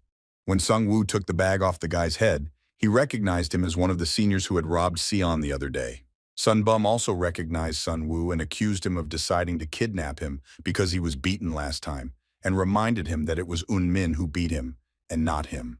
However, Sun Woo did not understand at all what was happening because he had no reason to kidnap Sun Bum, and then Sun Bum told the guy to untie him. Sun Woo asked to wait and took a bottle shard in his hands and began to cut all the knots with it. Sun Bum kept urging the guy on, and at one point he broke free and pushed Sun Woo. The guy flew down and fell on one of the beams. Sun Woo screamed in pain and removed the device, not understanding why Sun Bum did this if Sun Woo actually saved him. Then the guy decided to start training. During the training, Sun Woo decided not to untie Sun Bum, and first he needed to find out the reason. The guy hit Sun Bum in the chest and said that if he didn't want to die by his hand, then he should answer honestly. Sun Woo asked Sun Bum what he had done that was really bad today. Sun Bum replied that he had taken 1,000,000 won from a hoobie at school today and asked if that was really why he had been treated like that. Sun Woo asked who this hoobie was, and Sun Bum replied that his name was Sion and promised to return everything if only he could be rescued. Sun Woo couldn't believe that he kidnapped this guy just because he robbed Sion. Sun Woo approached Sun Bum and asked if he was drunk. Sun Bum replied that he was a little drunk and apologized for it. Sun Woo did not answer and began to examine Sun Bum from all sides, and at first he did not find anything like that, but suddenly he noticed something. The next day, Sun Bum was walking through school while talking on the phone with Min. Sun Bum asked him what was wrong and why he didn't show up. The guy asked if he was having fun with the escaped guys and then said that he was going to borrow money from the guy they met a few days ago in the computer club and asked if they needed to catch him. Sun Bum said that he found out the name and the class that the guy was in. It was a first-year student from the 7th grade, Kyung Si-an. After that, the guy hung up and rushed into the 7th grade room and called Si-an and asked her to come out for a minute. Already in the corridor, Si-an asked what Sun Bum wanted from him. He asked why Si-an was so stern and said that last time Si-an was saved by luck, or rather, he was saved by a passerby. Sun Bum said that the passerby had a lot of strength and his arm still hurts. Sun Bum said that he used to play sports and injured his shoulder, and now it hurts again. The guy said that it was because of Si-an and told him to take out his wallet. Sun Bum snatched the wallet from his hands and called Si-an a kind person. Seeing the pile of money, Sun Bum decided that Si-an must be really rich and offered him a kind of deal. He offered Si-an to give him half of his money every day. Sun Bum said that he is a bully, so he will be angry if Si-an intentionally does not bring the money. The guy said that if Si-an is bothered, he just needs to tell Sun Bum about it and he will beat them up. Sun Bum gave his full name and said that if Si-an mentioned his name, everyone would tremble in fear. However, out of nowhere, Sun Woo appeared. Seeing him, Sun Bum asked him what he wanted and added that he would really ask to kill him again, but he replied that last time he had lost his mind. Sun Woo noticed Sun Bum's shoelaces were untied and asked if he could tie them as an apology. Sun Bum thought that Sun Woo had come to his senses after getting scolded by Min and allowed him to tie his shoelaces. Sun Woo noticed that Sun Bum had very strong muscles, and Sun Bum explained that he used to do track and field. Sun Bum had a lightning bolt tattoo on his ankle. Sun Woo said that he had stopped everything, and Sun Bum left, saying that Sun Woo should listen to him from now on. And Sun Woo thought that he was now personally convinced and sure that Sun Bum had attacked him last night. That same evening, Sun Bum was leaving the bar, talking to someone on the phone again. The guy said he had drunk 3 bottles of soju by himself. Sun Bum only held on because it was him. But anyway, he found a hoobie who would become his walking bank, and later he was going to take some more money from him. The guy was saying something about dogs when suddenly someone ran up behind him and hit him with a stun gun. Sun Bum lied unconscious, and Sun Woo, who realized that he had succeeded and no one saw them. Sun Bum needed to be dragged to another place. Sun Woo said that last night Sun Bum talked to someone through an earpiece, and after that everything went completely wrong. Sun Woo didn't understand who it was and why he wanted to kill him, and today the guy was going to find out. At that moment, it was quite dark outside for that time of year. The guy tried to call someone for help because he didn't want to sit tied up in some dark room. But the guy in black was thinking about how during the 10 training sessions at night in the preview, he did everything he could to find out who ordered him to stab him. He threatened him and beat him to find out the whole truth. He even started torturing him. But that guy refused to tell the truth until the very end.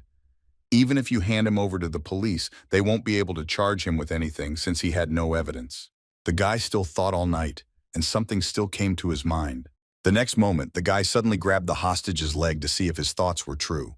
The guy thought that most likely he wasn't the only one who got such a tattoo. The next moment, the guy started asking questions about the guy's tattoo. The hostage was ready to do anything so that he wouldn't touch him. He got really angry because he wanted him to answer only when asked. The hostage only explained to him that he had been on the track team in high school and that he and the teammates had gotten matching tattoos. The guy wasn't very happy that there were about 10 people who got the same tattoo. He wanted to know their names so that he could find them soon. The next moment, the guy received a call from Kyung-seon, and his hands immediately started shaking. He immediately reached out to pick up the phone because something bad would happen, the guy thought. The guy was so wary that his eyes looked like big buttons. When he picked up the phone, he saw a guy who was very scared of what was happening. The next moment, the guy immediately ran to the exit, and his hostage still didn't understand what had happened. The guy was asked for help because his friend was being held hostage by some man. On his phone, he could see how his friend was being beaten, which caused his nose to bleed. He hadn't been able to contact him before, so he only started to worry now. The guy first came to his home, but he was suddenly dragged into the room where he was at that time. But the guy was increasingly shocked by what was happening at that moment. But the guy didn't know that at that moment that man heard everything and was a little shocked. The man warned him that if he reported it to the police, he was dead. The guy could also find out at that moment where they were at that moment. He had to come to that place the next day, and at the same time, if he could not find that place, then he would kill his friend. The next moment, the guy started running quickly to that place so that the next day he could easily get to that place. And at that moment, the hostage was sitting in some room and wanted to be released quickly because he also wanted to go to the toilet. It was a little late in the evening then, but at that moment, the street lights were still brightly illuminating the dark streets. The guy quickly entered his house and slammed the front door hard. He couldn't even report it to the police at that moment. He didn't understand how he would be able to find him before tomorrow, how he would know where to look for him. The guy was very scared by this situation and immediately remembered something that was lying not far from him. He immediately realized that most likely the man knew about his ability to see the future. In the preview, he saw a building of some kind of house. On a dark night, this house was illuminated by only one lantern. In that building, that guy was being held by just such people, and two men were watching him, who were sitting on the bed at that moment. The men, as soon as the guy made any sounds, added a little more tape to his mouth. They didn't even hit the guy that hard, but they still didn't understand where all that blood was coming from. One of the men was worried because no matter how badly the man felt, wouldn't everything be too bad if something didn't go according to plan? Wouldn't they all go down the drain? But the man immediately shut him up so that he wouldn't say anything unnecessary. But the man understood that he had already done something in the past. After all, he did something worse than what was happening at that moment. After all, a few days ago in some luxurious room, that day he was given an advance of 5 million won. If everything went well, he would receive another 5 million. He was supposed to find the guy from the photo the next day and stab him, but the man warned him to take 2 knives with him just in case. And the guy was a little surprised by all this that was happening. He thought the guy would get scared if he acted like a lunatic and asked to kill him.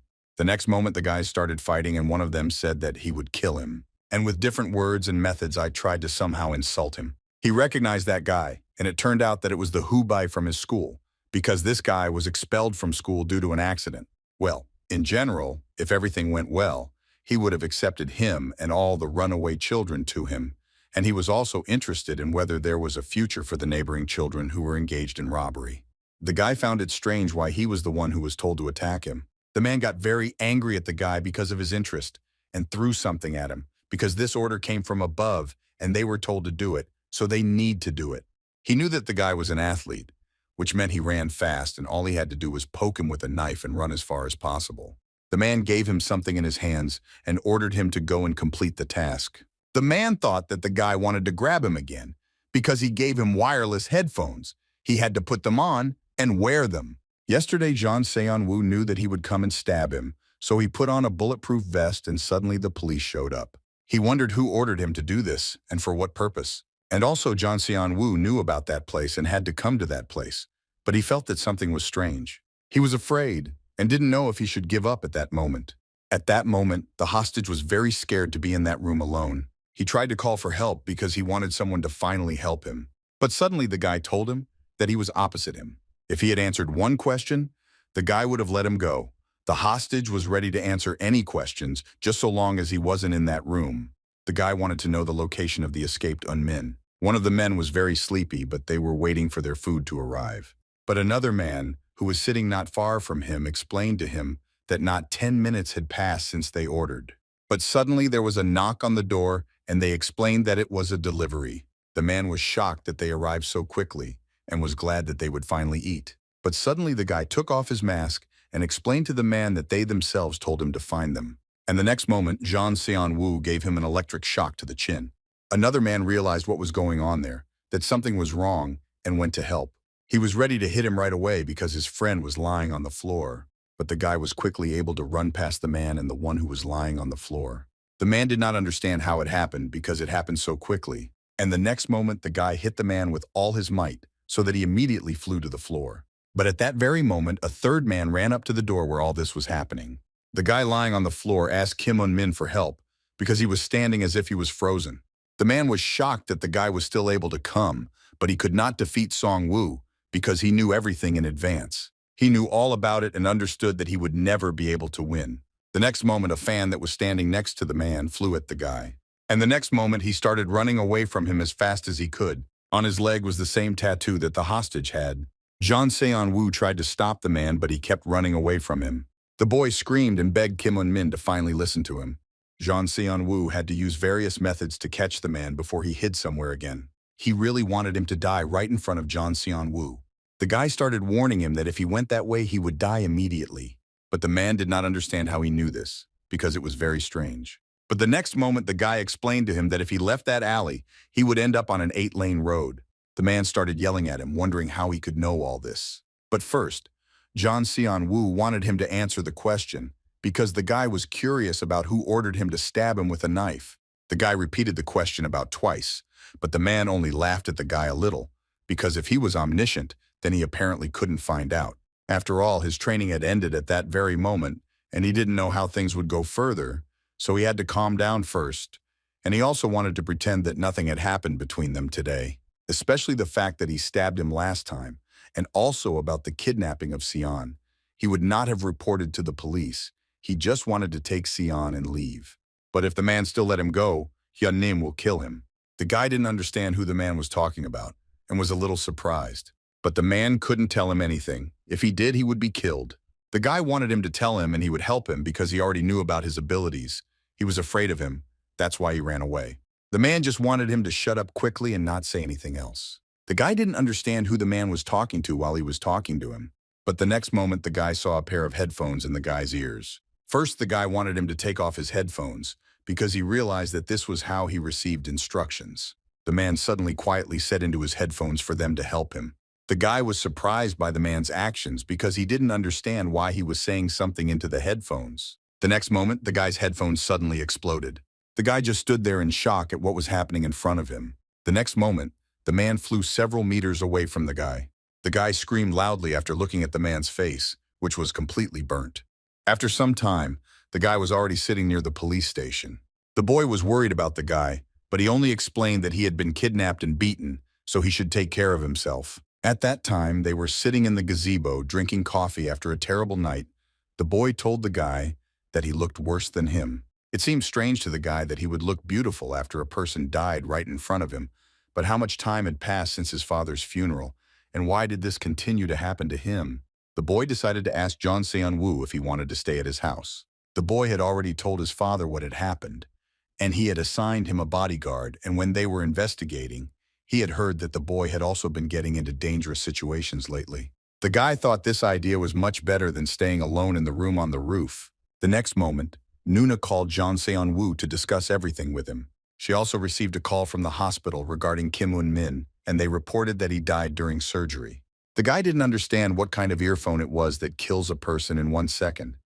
The forensic medical service will have to find out because they are relying on the testimony of the escaped children. They also plan to interrogate the people around Kim Un-min.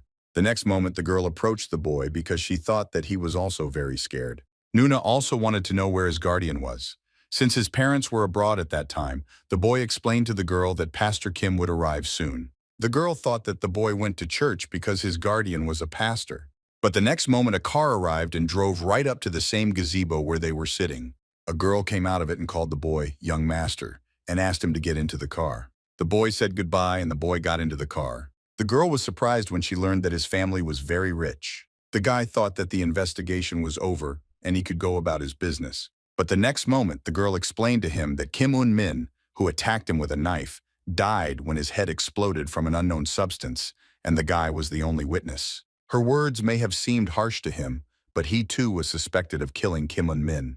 Whatever the reason, the fact that they kidnapped and threatened Go Sung-bum remained the fact that she was responsible for him. So from that day on, he lived with her. The guy didn't understand why he had to go to the home of a girl who lived alone, but the girl just laughed at him for thinking of her as a girl. She explained that she worked a lot and was rarely home anyway, and that it was a police order anyway.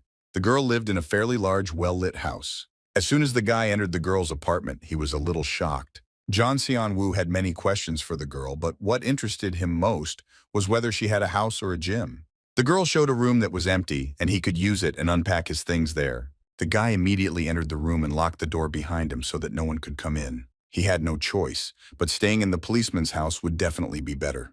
He was also interested in whether the device would work in another place.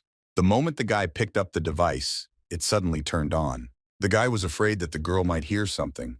He went out to check if the girl had heard something or not, but the girl was doing sports at that moment. The guy thought that nothing could be heard from outside, but he was glad that the device was working there too. His father congratulated the boy on leveling up to 7, but the boy was surprised that he had leveled up 2 levels in one day. The guy also had a new skill. He could now listen to audio at high volume for 10 seconds, but the guy couldn't understand this skill and how it worked. The next moment, his father explained to him that by using the preview, he could turn up the volume of the desired episode and listen to it. The next moment, the guy understood how this skill works, and at the same moment, he figured out how he could use it. He immediately ordered to begin a preview of yesterday's conversation with Kim Un-min. After all, he was also interested in what happened when Kim Un-min suddenly started getting angry and when he pressed his hand to his ear to hear something. The boy did not realize that he could hear the voice of the person speaking to Kim Un-min. John Seon-woo heard that in the earpiece, the guy was being told that he had a final warning and that he should turn around and run if he didn't listen, then he would be a corpse. The next moment, the guy used his loud listening skill for 10 seconds. The guy realized that the earphone did not explode on its own, and someone did it on purpose. He remembered that it was the same way the last time when the guy stabbed him, and the person who was behind it all changed the situation from the preview he saw. As a result, it turned out that the person who has higher abilities than he knew about his ability to see the future. The guy decided to watch a preview of the bad events of the next day. The guy immediately noticed that he appeared in a room that was beautifully decorated and did not understand where he was. A little later, the guy saw blood that someone's hand was holding on to. The next moment, John Song-woo heard someone's voice that he immediately remembered. It turned out to be the voice of a girl who was standing with a wounded stomach and at the same time holding the wound.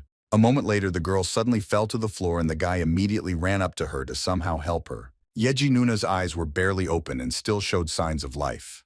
The guy was holding the girl who was already unconscious and without signs of life, and he was also very disappointed and shocked at the same time. When Sun-woo went into the kitchen in the morning, he saw Nuna making some kind of drink in a blender.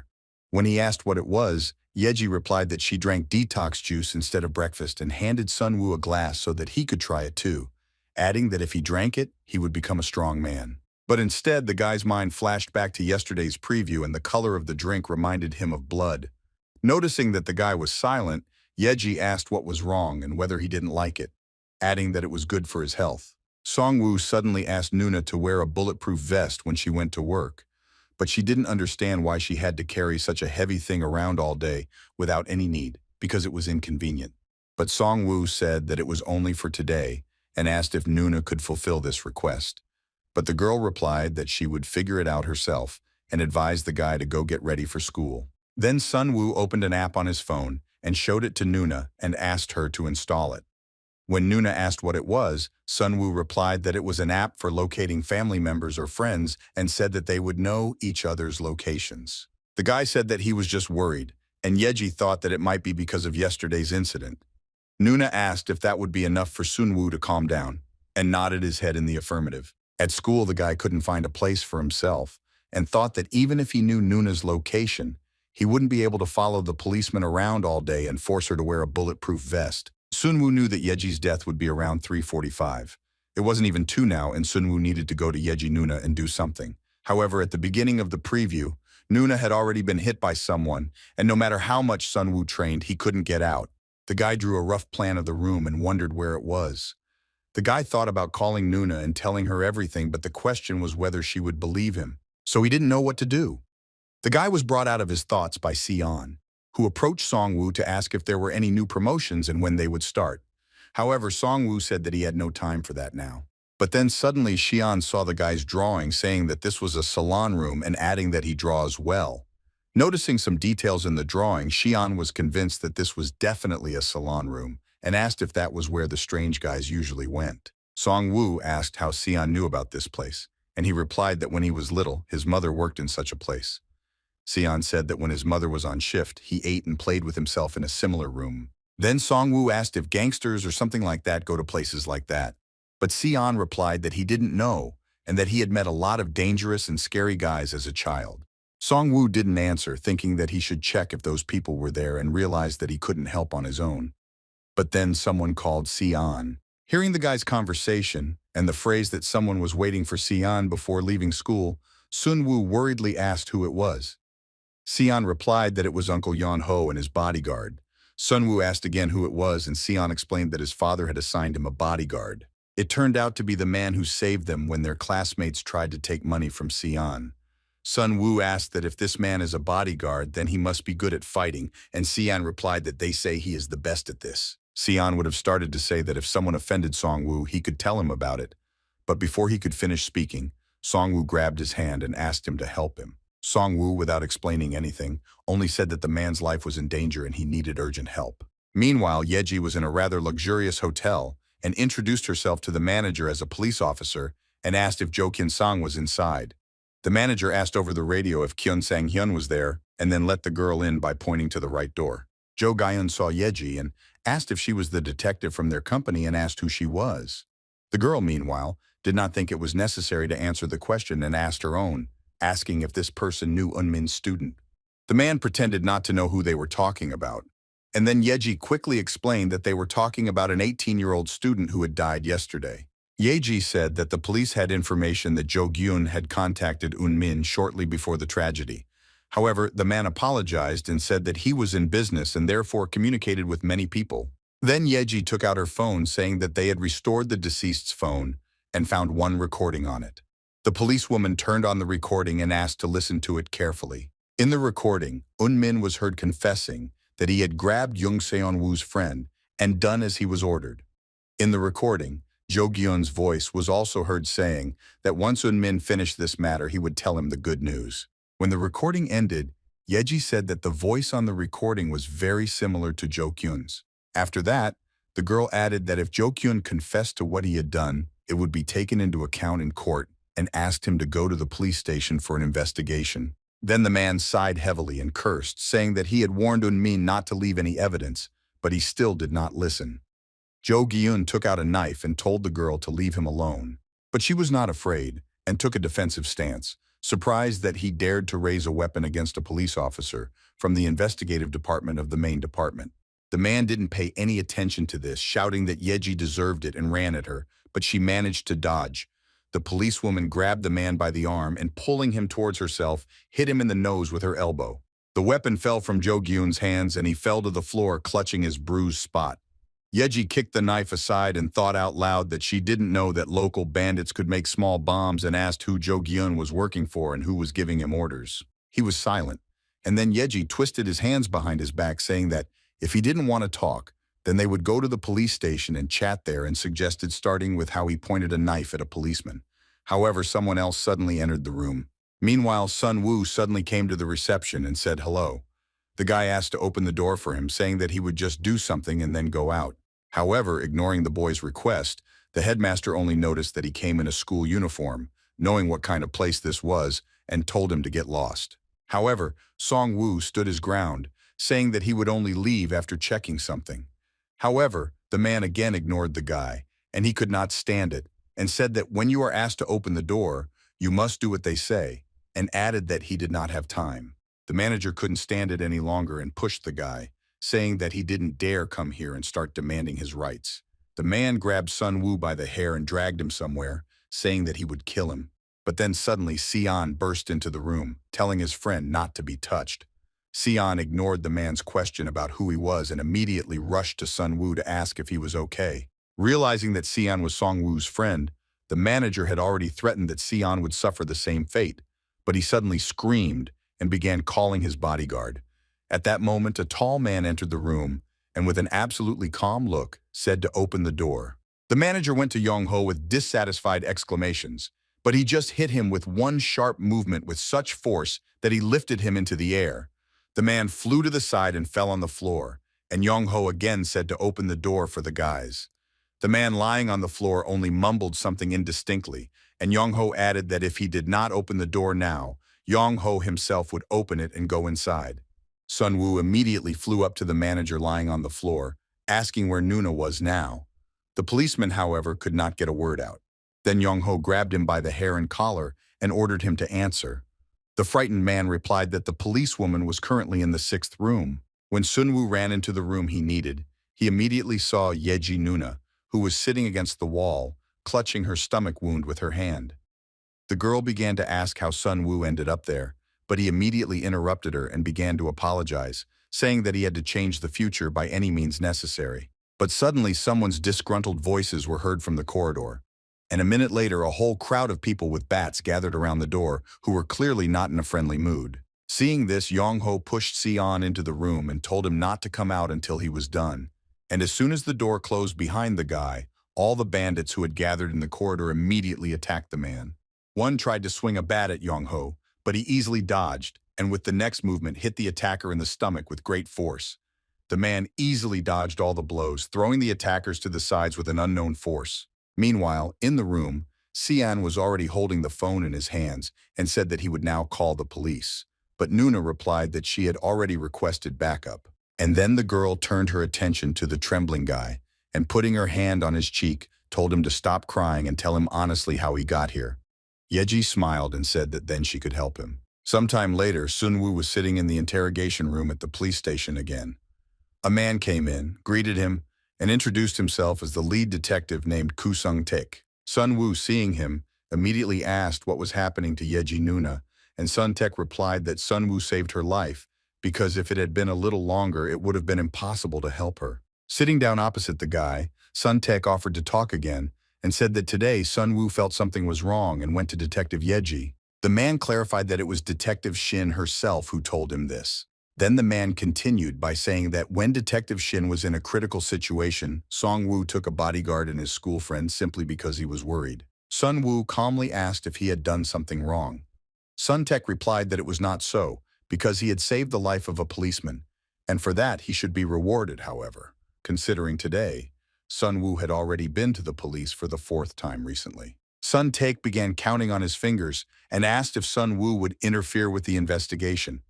The man added that if you think sensibly, such an outcome of events makes sense, because something like this happens too often to be considered simple bad luck or a coincidence. But then suddenly someone called Song-taek.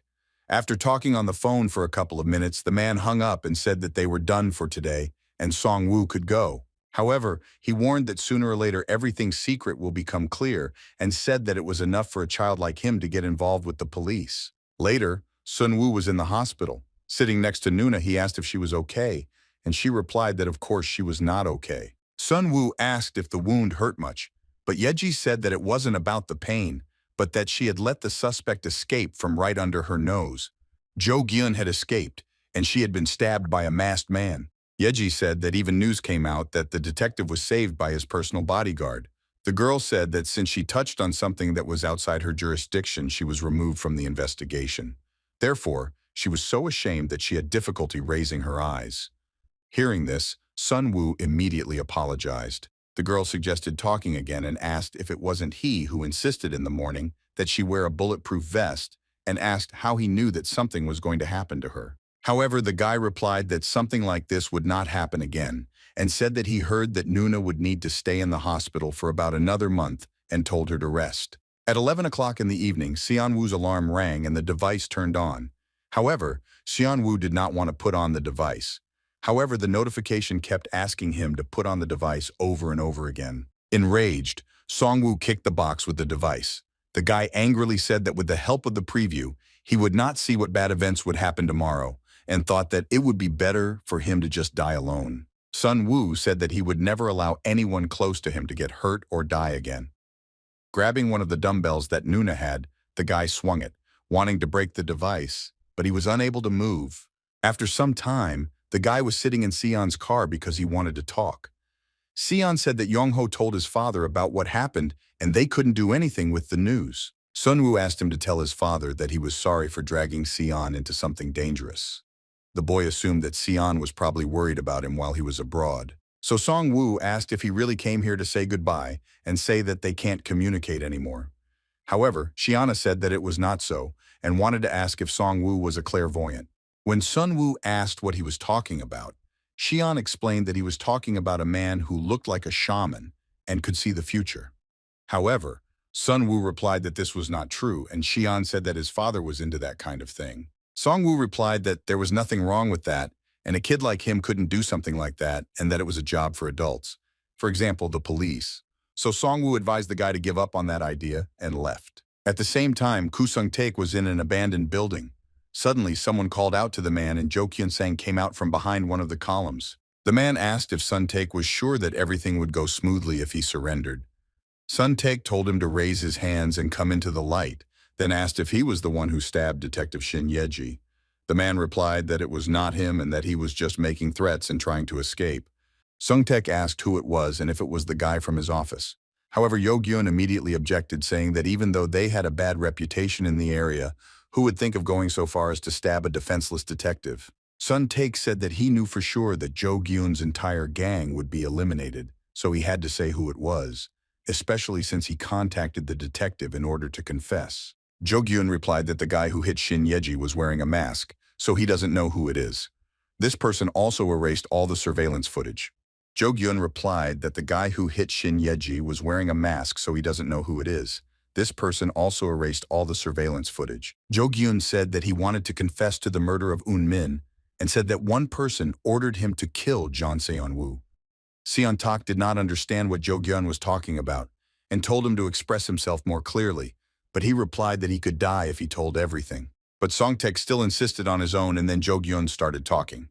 He started telling that someone ordered him to make Eun-min stab Jeon Seon-woo. However, Eun-min made a mistake because when you try to succeed, there is constant pressure. Jo-gyun said that it was the superiors whom he could not refuse, and he could do nothing about it because the instructions were given only to him. Sun-tak asked who it was, but as soon as Jo-gyun started talking, the detective pulled out a gun and killed the man with one shot. The detective said that Jo-gyun knew that he would die if he spoke and asked why he was talking then. Afterwards, someone called the detective and he said that he got rid of the tale as he was ordered, adding that naturally he would keep everything a secret. While getting ready for school, Sun-woo thought about how he hadn't used the device the night before, even though he hadn't been able to break it. On the way to school, he talked to Nuna and promised to stop by the hospital after school and asked if she needed anything. And suddenly the guy noticed a motorcycle rushing towards him. The guy fell before he could jump back, and the motorcycle driver stopped and asked if he was okay, whining that he needed to look ahead when walking down the street. Already approaching the school, Sun-woo was thinking about how he was almost hit and that this was a common thing. The guy thought that the bad event of this day had already happened and nothing else would happen when suddenly a soccer ball flew into his face. Sun-woo thought that maybe it was a bad event, not paying attention to the apologies of the guys, by whose grace he was hit in the face by a ball. Sitting in the classroom, the guy could not find a place for himself, afraid of every rustle. Sion noticed this and asked what was wrong with him. Since the moment he came to school, he did not say a word, and he looks pale. However, Sun-woo said that he was just worried. Sion asked what he was worried about, but Sun-woo said that everything was fine. But Sion saw that the guy was not fine, and said that what he was seeing now did not look normal. Song-woo was sure he could endure it. But suddenly the fire alarm started beeping. But everyone was immediately reassured that the fire alarm was simply faulty. Sion suddenly noticed that Song-woo had disappeared somewhere, and then suddenly noticed him crawling under the desk. Song-woo was shaking with fear and asked Sion to help him. When Sun-woo was driving home, he called Yeji Nuna and said that he was not feeling well and could not come today. The guy said that he was going home in Sion's car. All this time, Sion, who was watching his friend, asked if Song-woo could have a panic disorder or something like that. Otherwise, that's why the guy was afraid and worried for no reason. But Song-woo thought that a rich man like Sion wouldn't understand him because he didn't know what it was like to be truly afraid. Sion went to school by car, and his bodyguard, who could defeat dozens of gangsters, was always nearby. Song-woo thought that if he could become rich someday, he would be able to live without fear. When they arrived, Song-woo thanked Sion for giving him a ride, and Sion told him to call him if Song-woo needed anything. He couldn't even have lunch because he was so worried about Song-woo, and now he wanted to eat.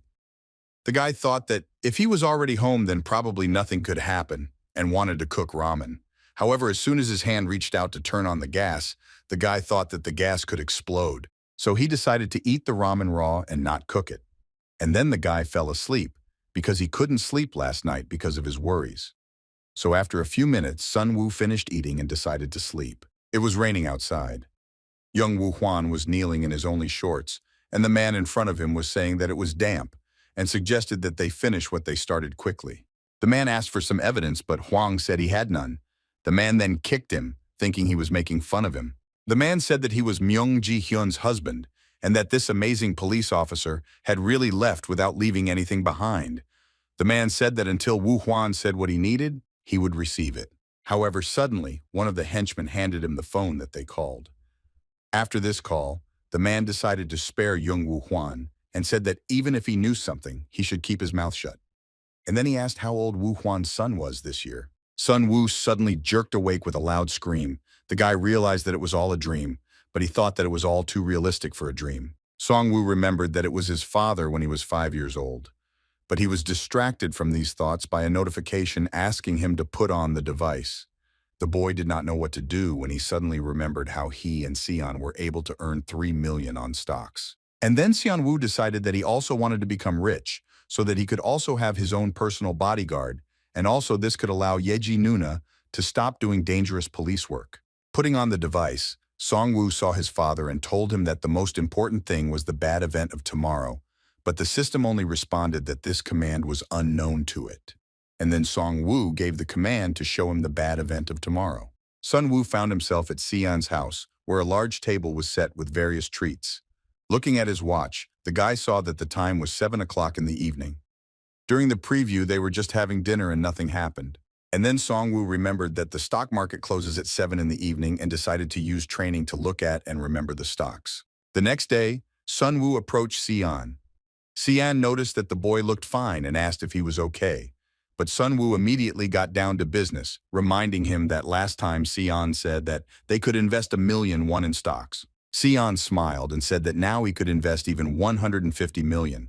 Then Song-woo showed the guy all the necessary shares and told him to split his investment between these 3 companies. The guy said that the conditions were the same as last time, and regardless of whether there would be profit or loss, he would take half for himself. Xian, without any doubts about his actions, invested 50 million in each company. Song-woo knew that each of the companies would give 30% of the income today, and since they invested 150 million, even taking into account that Song-woo gave half to Xian, today he should have earned more than 20 million. During lunch, Xian approached Song-woo and asked him why he was sitting alone, and Song-woo replied that he had no appetite. Xian said that of the 3 companies Song-woo mentioned, 2 had a profitability of 20%, and soon it would be 30%. Sun-woo thought that this was the problem. Everything should have increased 3-fold, but so far, it had only increased 2-fold. Sun-woo checked everything several times yesterday and did not understand why everything was like this now and did not increase anymore. If we are to believe Song-woo's past experience and everything happens differently than he expected, it meant that someone knew about his abilities, and that person had abilities that were much higher than Song-woo's. The guy thought that such a person could be called a master, and it was he who intervened.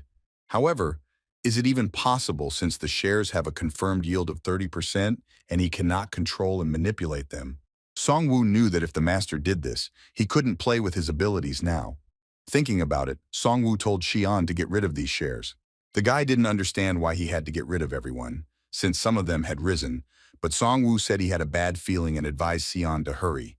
Xian did as Song-woo said and said that they had earned 20 million today. However, noticing that Song-woo's expression had not changed at all, Xian asked if he wasn't happy. Song-woo finally turned his attention to his friend and said that he was of course happy. Xian said that he was happy and suggested throwing a party by inviting the guy to dinner. In the evening when the boys arrived at Xian's house, a maid met them and said that the food was ready. Smiling, Xian asked to bring what he asked for. Entering the kitchen, Sun-woo was surprised and said that he just wanted to see how Xian lived, and that's why he came. but he didn't expect everything to be so luxurious. The maid brought the money that Xian was talking about, and he said to give the money to Song-woo and asked the maid to go out.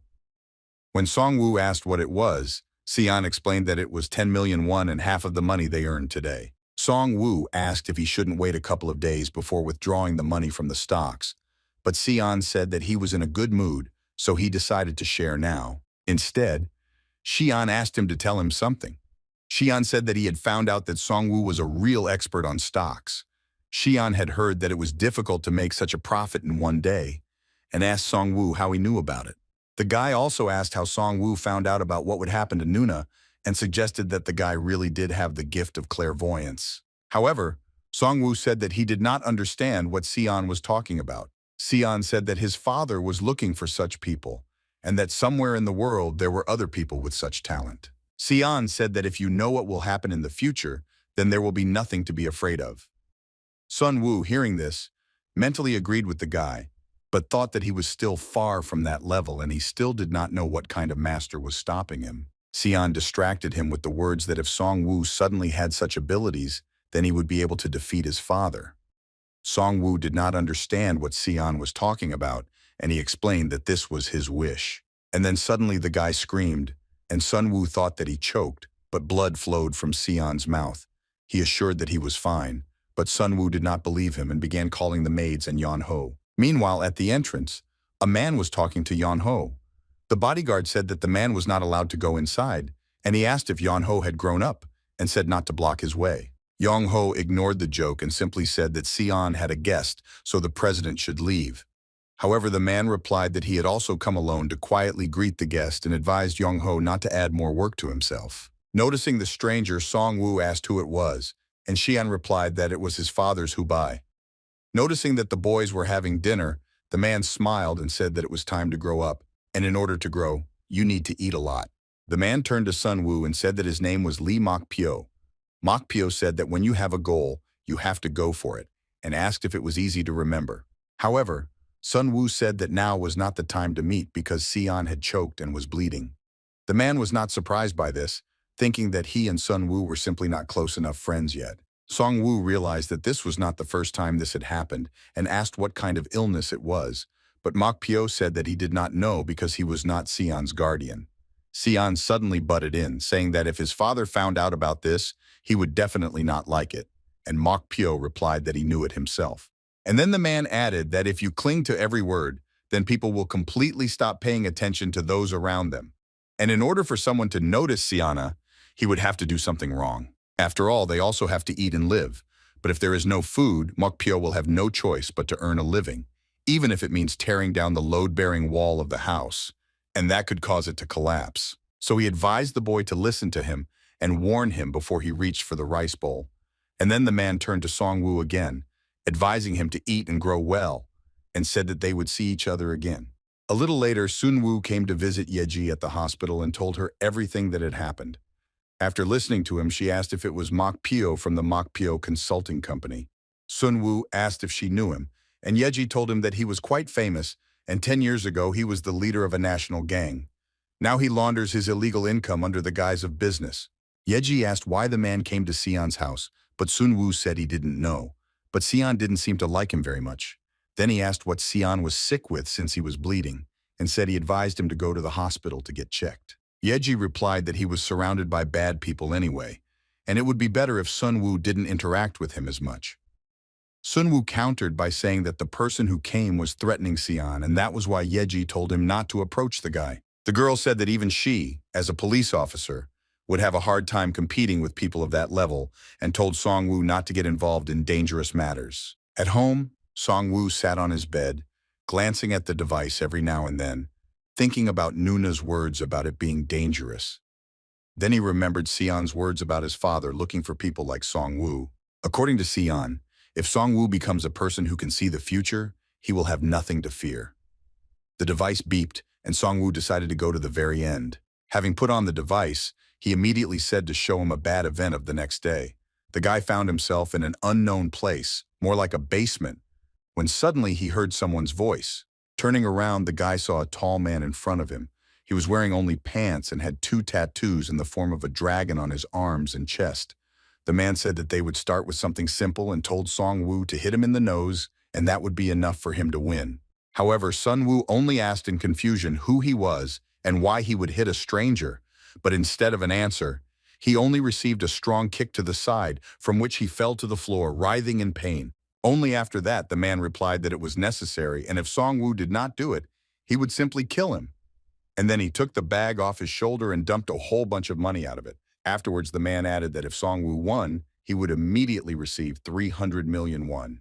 Sun Woo, hunched over on the floor, did not understand what kind of man he saw during the preliminary examination, and the feeling was as if he had been kicked by some wild animal and not a person. After several training sessions, Song Woo realized that this man was not an opponent he could defeat. The boy did not understand why he would fight a man he did not even know. So Song Woo decided that it would be better to report to the police in advance, or ask Sion and his bodyguard for help in advance. However, just when the guy reached for his phone, someone called him from the same number. The caller, without even introducing himself, immediately said that he would send the address and that Sun Yu should come to the appointed place tomorrow by 6 o'clock. Sun Yu asked who it was, but the caller replied that he himself had recently seen it. Sun Woo angrily asked who it was and why he should go to a man he had never seen. But the stranger replied that he would come, otherwise he would tell the whole world that Sun Woo could see the future. The stranger told Song Woo to come alone, and if he asked the police or anyone else for help, then at that very moment his secret would no longer be a secret. The stranger said that he sent the address and suggested that tomorrow they look at each other and chat, and then immediately hung up.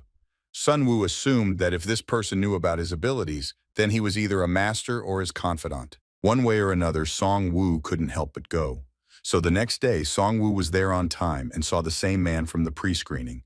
The man saw the guy and said that he probably had a lot of thoughts and questions. And if Song Woo wanted everything, he had to do only one thing. The man said that Song Woo had to punch him in the nose, and then he would win. If Song Woo ran away or did not attack, he would die at his hands. If Song Woo won, he would immediately receive 300 million in cash. However, the man suddenly realized that he sounded like a madman because Song Woo already knew all this. And after these words, the man rushed straight at the guy. The first was a kick, and Sun Woo dodged it and managed to get the stun gun. The guy was about to hit him with it, but the man saw it and grabbed his hand. The stun gun fell out and flew to the side. And then the man slammed Sun Woo into the wall with all his might. The boy fell to the floor, bent over, trying to catch his breath. And then an axe fell right in front of his face. The boy immediately jumped back screaming. The man noted with amazement that the one who sees the future cannot last 10 seconds in a fight and said that Song Woo disappoints him. He asked if Song Woo could make it more fun. The man said that from now on they would meet here every day at the same time, and if next time Song Woo didn't last longer than usual, he would be finished.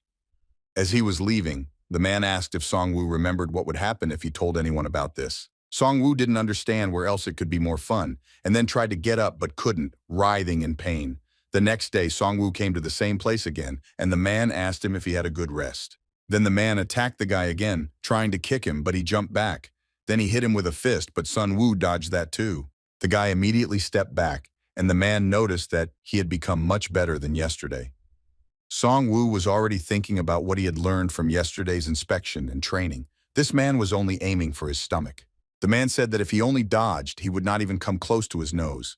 And at that moment, Sun Woo rushed forward, trying to hit the man, but he dodged. Grabbing the guy by the collar, he hit him in the stomach with his knee. Song Woo fell to the floor again, doubled over in pain. The man said that today he held on longer than yesterday, and today he would spare him. He was about to leave, but Song Woo suddenly jumped up saying that he had deceived him and tried to hit him again. But the man got out of it again, grabbing the guy by the arm and throwing him over the bend. Sun Woo fell on his back, hitting himself painfully, and the man asked if he really thought it would work. He added that he found something strange when he kicked him, and asked if Song Woo had accidentally come in a bulletproof vest. He poked his finger at the guy's forehead, telling him not to turn his head or try to do anything. According to the man, Song Woo's body should open its eyes and react. Already at home, the guy was training again. The training ended and the guy said to repeat again, but in response he received that excessive use of preview can have an adverse effect on the user's body. The guy asked with displeasure if this was really a warning that usually pops up in games and said that tomorrow he would have to endure much more. So without thinking, he started training again. The next day at school, the boy was sitting with an arm trainer. Xian came up to him and asked what he was doing. Song-woo replied that he was working out, and then Xian noticed that he had started running during breaks and asked why Song-woo had suddenly started working out of nowhere. Sun-woo replied that he didn't know and that he just had a sudden desire to do sports. Then Xian suggested that they do sports together and said that his bodyguard had his own gym and sometimes he went there to stay healthy. That's why Xian suggested training together. Xiong-woo thought that Yeon-ho's skills would be useful to him and agreed. When the guys came to the gym, Yeon-ho said that he would go away for 10 minutes, but Xiong-woo stopped him and asked to talk. The guy noticed that Yeon-ho wore sunglasses even during training, and Yeon-ho asked with displeasure if that was all he wanted to know. However, Xiong-woo said that he had someone who wanted to fight him. Yeon-ho asked if someone was bullying him again and if he should sort it out, but Sun-woo said he had to do it himself. He explained that the opponent was much stronger than him, and the condition for his victory was to hit him in the nose. So Sun-woo asked him to help him find a way to win. The man with green clenched his jaw when he heard the words that said that the opponent was very strong. The guy touched his nose with his finger and insisted that if he could touch his opponent's nose with his fist, he would win. The boy opened his frightened brown eyes wide, begging for help in finding a way to win. At that moment, the man with green eyes began to look for something in the boxes where the equipment and awards were kept.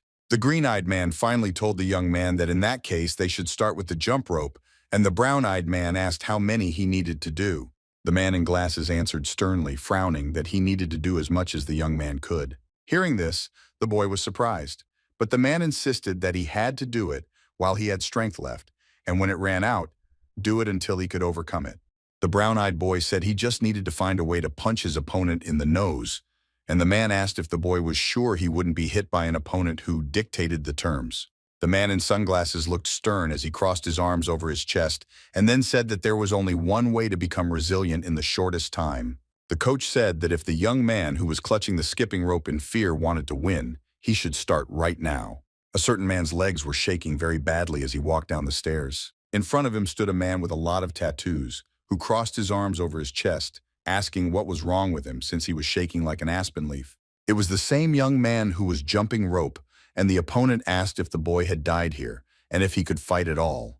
The young man replied that he couldn't, because he had been studying too much, and now he was in such a state that he wouldn't be able to win, let alone last longer than yesterday. The guy leaned over and asked his rival to kill him, calling him a bastard, but he only laughed, replying that he suddenly started talking about death. The guy put his hands on his trembling knees, saying that the most disgusting thing was that he was already ready to die. The opponent insisted that he had already said that if he won, he would receive 300 million won, and then asked if he felt sorry. The tattooed opponent sighed in disappointment and scratched his chin, muttering that this wouldn't do since he didn't even value his own life. The man told the frightened boy that he heard that the young man was living with a person who was almost like family to him. Her name was Detective Shin Yeji. The guy, rubbing his chin, said that it seemed that the girl had been hospitalized some time ago due to a stab wound. The boy's eyes widened in horror when he heard the suggestion that her rival could simply go to her and kill her. The guy reasoned, smiling, that it would be easy to kill a bedridden patient, or he could first have some fun with her and then kill her. The brown-eyed man rushed towards his angry and cocky opponent, screaming and calling the guy a crazy bastard. The guy, whose body had recently been shaking violently, swung and almost hit his opponent, but he easily recoiled. Then he tried to hit again, but missed again, but his opponent was already planning to hit the little boy. And then the man hit the brown-eyed youth in the stomach, throwing him far back. It seemed that he did it with great ease, as if it cost him nothing. But the boy with brown eyes felt very bad, as if he was about to vomit, which is why he began to tremble violently again. The boy lay on the ground, completely exhausted and helpless, and his tattooed opponent towered over him, standing nearby. But the man did not lose his head and came even closer, stepping on his opponent with dirty feet so that he would experience even more pain. The guy clenched his teeth and almost growled, unable to bear the pain, but at the same time he could not utter a word. The guy shouted that if his rival, whom he called a bastard, laid a finger on Yeji Nuna, he would be a corpse. The man said, still smiling brightly, that the boy had become more resilient, although he said that he would not be able to fight. The dark-eyed brunette's entire body was shaking with anger, and he himself opened his eyes wide when he heard the enemy's voice about his gaze.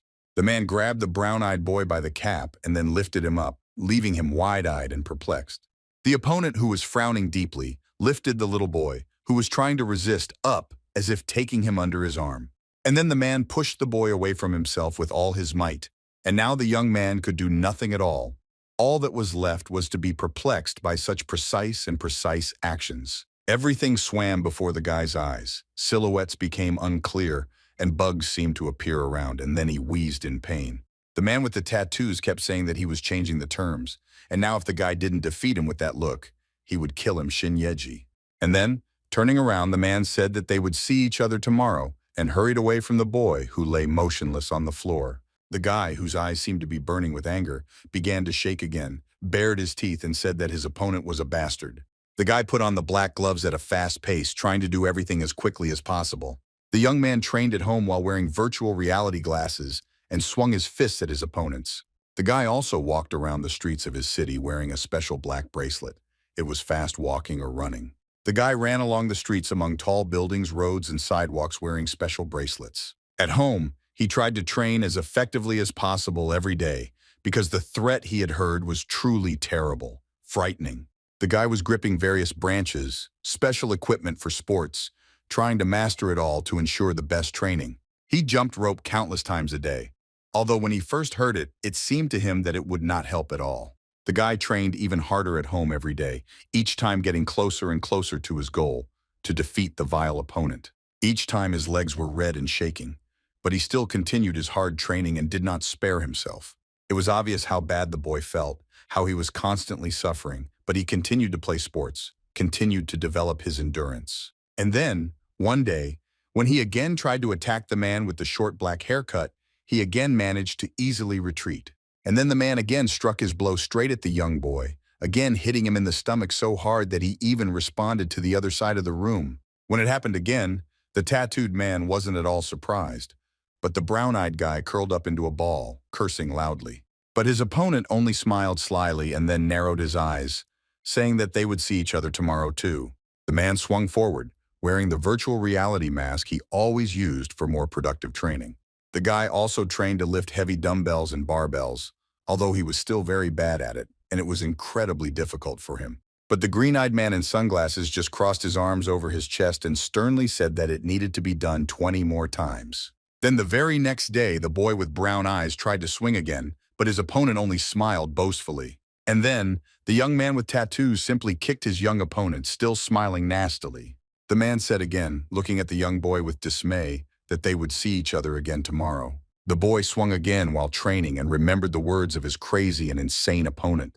A man in a green shirt suddenly appeared in front of the boy and said that he had used all of his preview skills. But the guy didn't give up. He didn't stop training, doing pull-ups, even when he had absolutely no strength. He worked through force, time after time, gritting his teeth and groaning from the insane pain, especially for his young body. A month later at sunset, when the sun was painting everything around with an orange color, something happened. The girl in front of him smiled sweetly when she heard the boy's voice congratulating her on her discharge and saying that he missed her. The guy had tears in his eyes when he saw his loved one safe and sound, and then said he was glad the girl was okay. The girl, smiling sweetly, asked what the guy was so busy with since he hadn't visited her or even called. Yeji said that the guy had become wider and asked when his shoulders became so wide and muscles appeared. Yeji patted him on the head, and the boy with brown eyes, smiling, replied that he was playing sports. Yeji asked how he achieved such a result in a month, and the guy thought that if you count all the time he spent on the preview, then he trained for 6 months. And then the girl hurried away, offering to celebrate her discharge by cooking pork ribs, eating, and talking. The guy suggested celebrating tomorrow because he already had something to do today, which made him look pretty angry. A light bulb was burning dimly in the room, barely illuminating the room with an orange color. There stood a young guy in light-colored sneakers, whose legs no longer hurt or shook from hard training. In front of the tattooed man stood a guy with black hair, who looked at him as if he was crazy. The man, on the other hand, smiled slyly and laughed, asking if it was because of him, because seeing the boy every day for a month, he got used to him, and the young man's skills improved. The man bowed his head and frowned as he said that he couldn't look after him, but he could kill the boy since he had no control over his power. The boy with brown eyes repeated again that he had already said that they needed to start, and then the boy swung with all his might. But the man easily flew away from the blow of the dark-haired boy, who immediately landed on the ground. But the guy didn't give up, but got up and again tried to harm his opponent, who was also ready to bend the young man in half. But then the man froze in place, unlike his young opponent who swung at his rival with all his might. But the guy's hand, which he planned to use to harm the man with short black hair, suddenly passed by his body, and the blow did not happen. But the young man still managed to strike his opponent in the stomach, throwing him far back, just as the brunette had once done to him.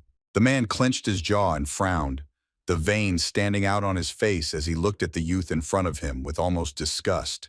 The brown-eyed youth opened his eyes wide, although his face showed no emotion.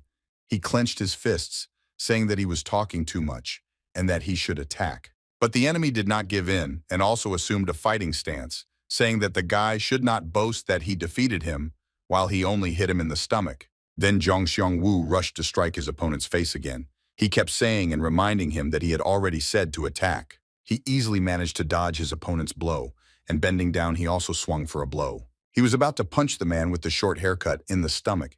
It seemed as if his blows were so fast that they could barely be seen. But the tattooed man had no intention of giving in, and so he continued his attempts to hit the schoolboy. He wanted to defend himself from the blow. And then Zhang Xiongwu managed to notice out of the corner of his eye a foot that was approaching the guy's face at a very fast pace. His opponent didn't even think of hesitating or giving in to the boy. He kicked him in the head and was already swinging his fist. But the schoolboy had no intention of giving in to his opponent in such a fight. He also began to lift his leg, which surprised his opponent. The enemy was already thinking of attacking the boy, who had already run up to the man and swung his fists. But the man was able to back away with ease, holding an axe in his hands as he laughed and asked if the boy was imitating him.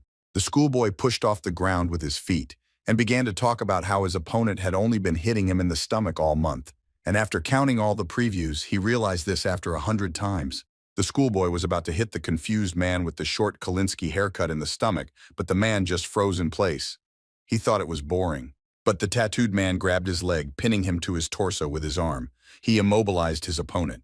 The guy, realizing this, was very scared and confused for a moment. He opened his eyes wide in fear and also convulsively grabbed air with his mouth. The tattooed man roughly pushed the schoolboy to the floor, then tried to resist, but he couldn't even push his opponent away. But then the schoolboy gathered his strength and was already preparing to hit his arrogant opponent right in the face. And when he saw the fist, he again only opened his eyes wide. But it turned out that the schoolboy simply could not reach his opponent, who was sitting on top of him. He had already swung too. The man with black hair hit the schoolboy, who was completely frightened and cowered in fear. The opponent said that he was a little sorry, and then he hit the black-haired schoolboy in the face again, and then said that he almost touched his nose. He said it mockingly. The schoolboy sat against the wall and trembled, and the man towered over him. He said that if the boy got it like that, he would soon die, and therefore he had better get up. But suddenly the schoolboy asked an unexpected question. He asked the man if he was a rapper. The opponent confusedly asked the barely alive boy again. The brunette wiped the blood from his nose and looked sternly at his opponent. He said that the man didn't even answer, and every time he just said that, he would kill him. The brunette looked up and continued to repeat. He asked to try to hit him, but the opponent does not want to kill him. The boy asked if the man was training him. It sounded more like a statement. Hearing this, the opponent frowned very hard, distorting his face. And the brunette continued to say that at first he thought that the master wanted to kill him, but it turned out to be a lie. He believed that his rival had a lot of chances to do this. Chan said that there was only one reason. His opponent wanted to develop his skills. And then the student asked if he was right. The boy with the short haircut smiled good-naturedly, looking at him condescendingly. The schoolboy kept saying that 2 months ago he thought that someone had appeared who knew about his abilities. He was talking about Kim Un-min, who was ordered by someone to stab him. Someone changed the future, he knew. Recalling that moment, the student kept saying that it was someone whose abilities were much stronger than his. He personally called him a master. The enemy receives orders from the master, just like Kim Un-min. The boy said that he felt a different energy from the opponent. It was unlikely that such an imposing being as the master had appeared before him. Hearing this, the man was confused. Chang Xiao-Wu said that when something happens because of his ability, the master always knows when it will happen. The boy looked very serious at that moment. He remembered moments when he was on the verge of death. The guy continued to say that his abilities grow due to fear and continue to create frightening situations. In the boy's mind, the master was always some unknown person whose face was always hidden.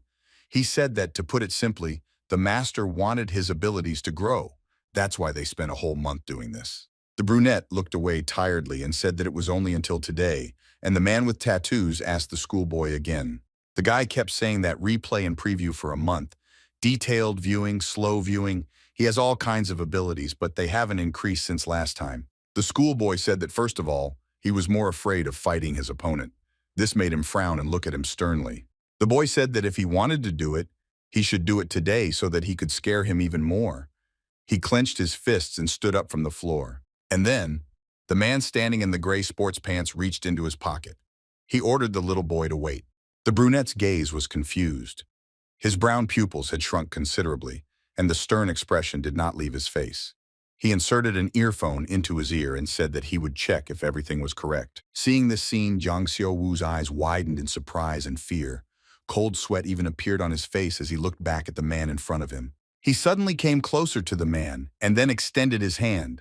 The boy said very loudly and excitedly that the man had better stop and not put it on. The opponent froze in place. The boy remembered the murder of Kim Un-min because they look exactly like the headphones that were used then. They could explode, which means the boy's head will explode. But the opponent only smiled brightly and put the earphone in his ear. He asked if the boy was really worried about him and then thanked him for it. The man turned to the gentleman and asked if he had heard everything the little brunette had just said. He asked what should be done about it now. The schoolboy's rival said that he was conveying the gentleman's words, and firstly, he liked his new nickname, so let the boy continue to call him that. The man suddenly turned away from Jiang Xiaowu and addressed him, saying that it was time to open the eye of consciousness.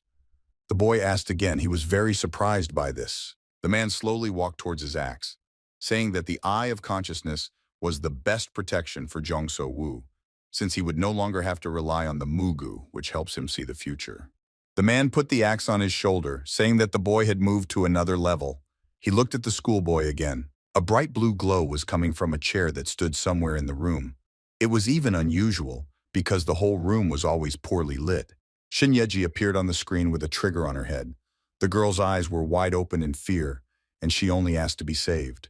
The boy, seeing this, was dumbfounded. He froze in place, unable to even move. He could only call out for Nunu helplessly. The man with the axe looked quite indifferent.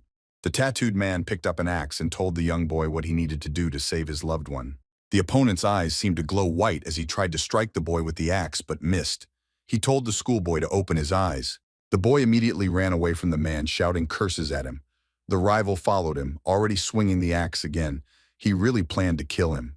The boy's eyes widened as he turned around, his brown eyes even brightening in fear as he saw what was right behind him. The boy decided to pick up some iron object from the floor of this small room. It resembled a crowbar in its shape, which is why the schoolboy's weapon was very inferior to an axe. But despite this, the boy managed to stop the blow of the axe. He swore loudly from surprise when he realized that he almost died. He failed to neutralize his opponent. But it worked out for the man with tattoos, who left the schoolboy without even such a small and primitive weapon. Now the boy was completely disarmed, although he tried to stop it. The man with short black hair swung the axe with all his might. He put his hands behind his back and looked sternly at the schoolboy in front of him. He was thinking about what was happening.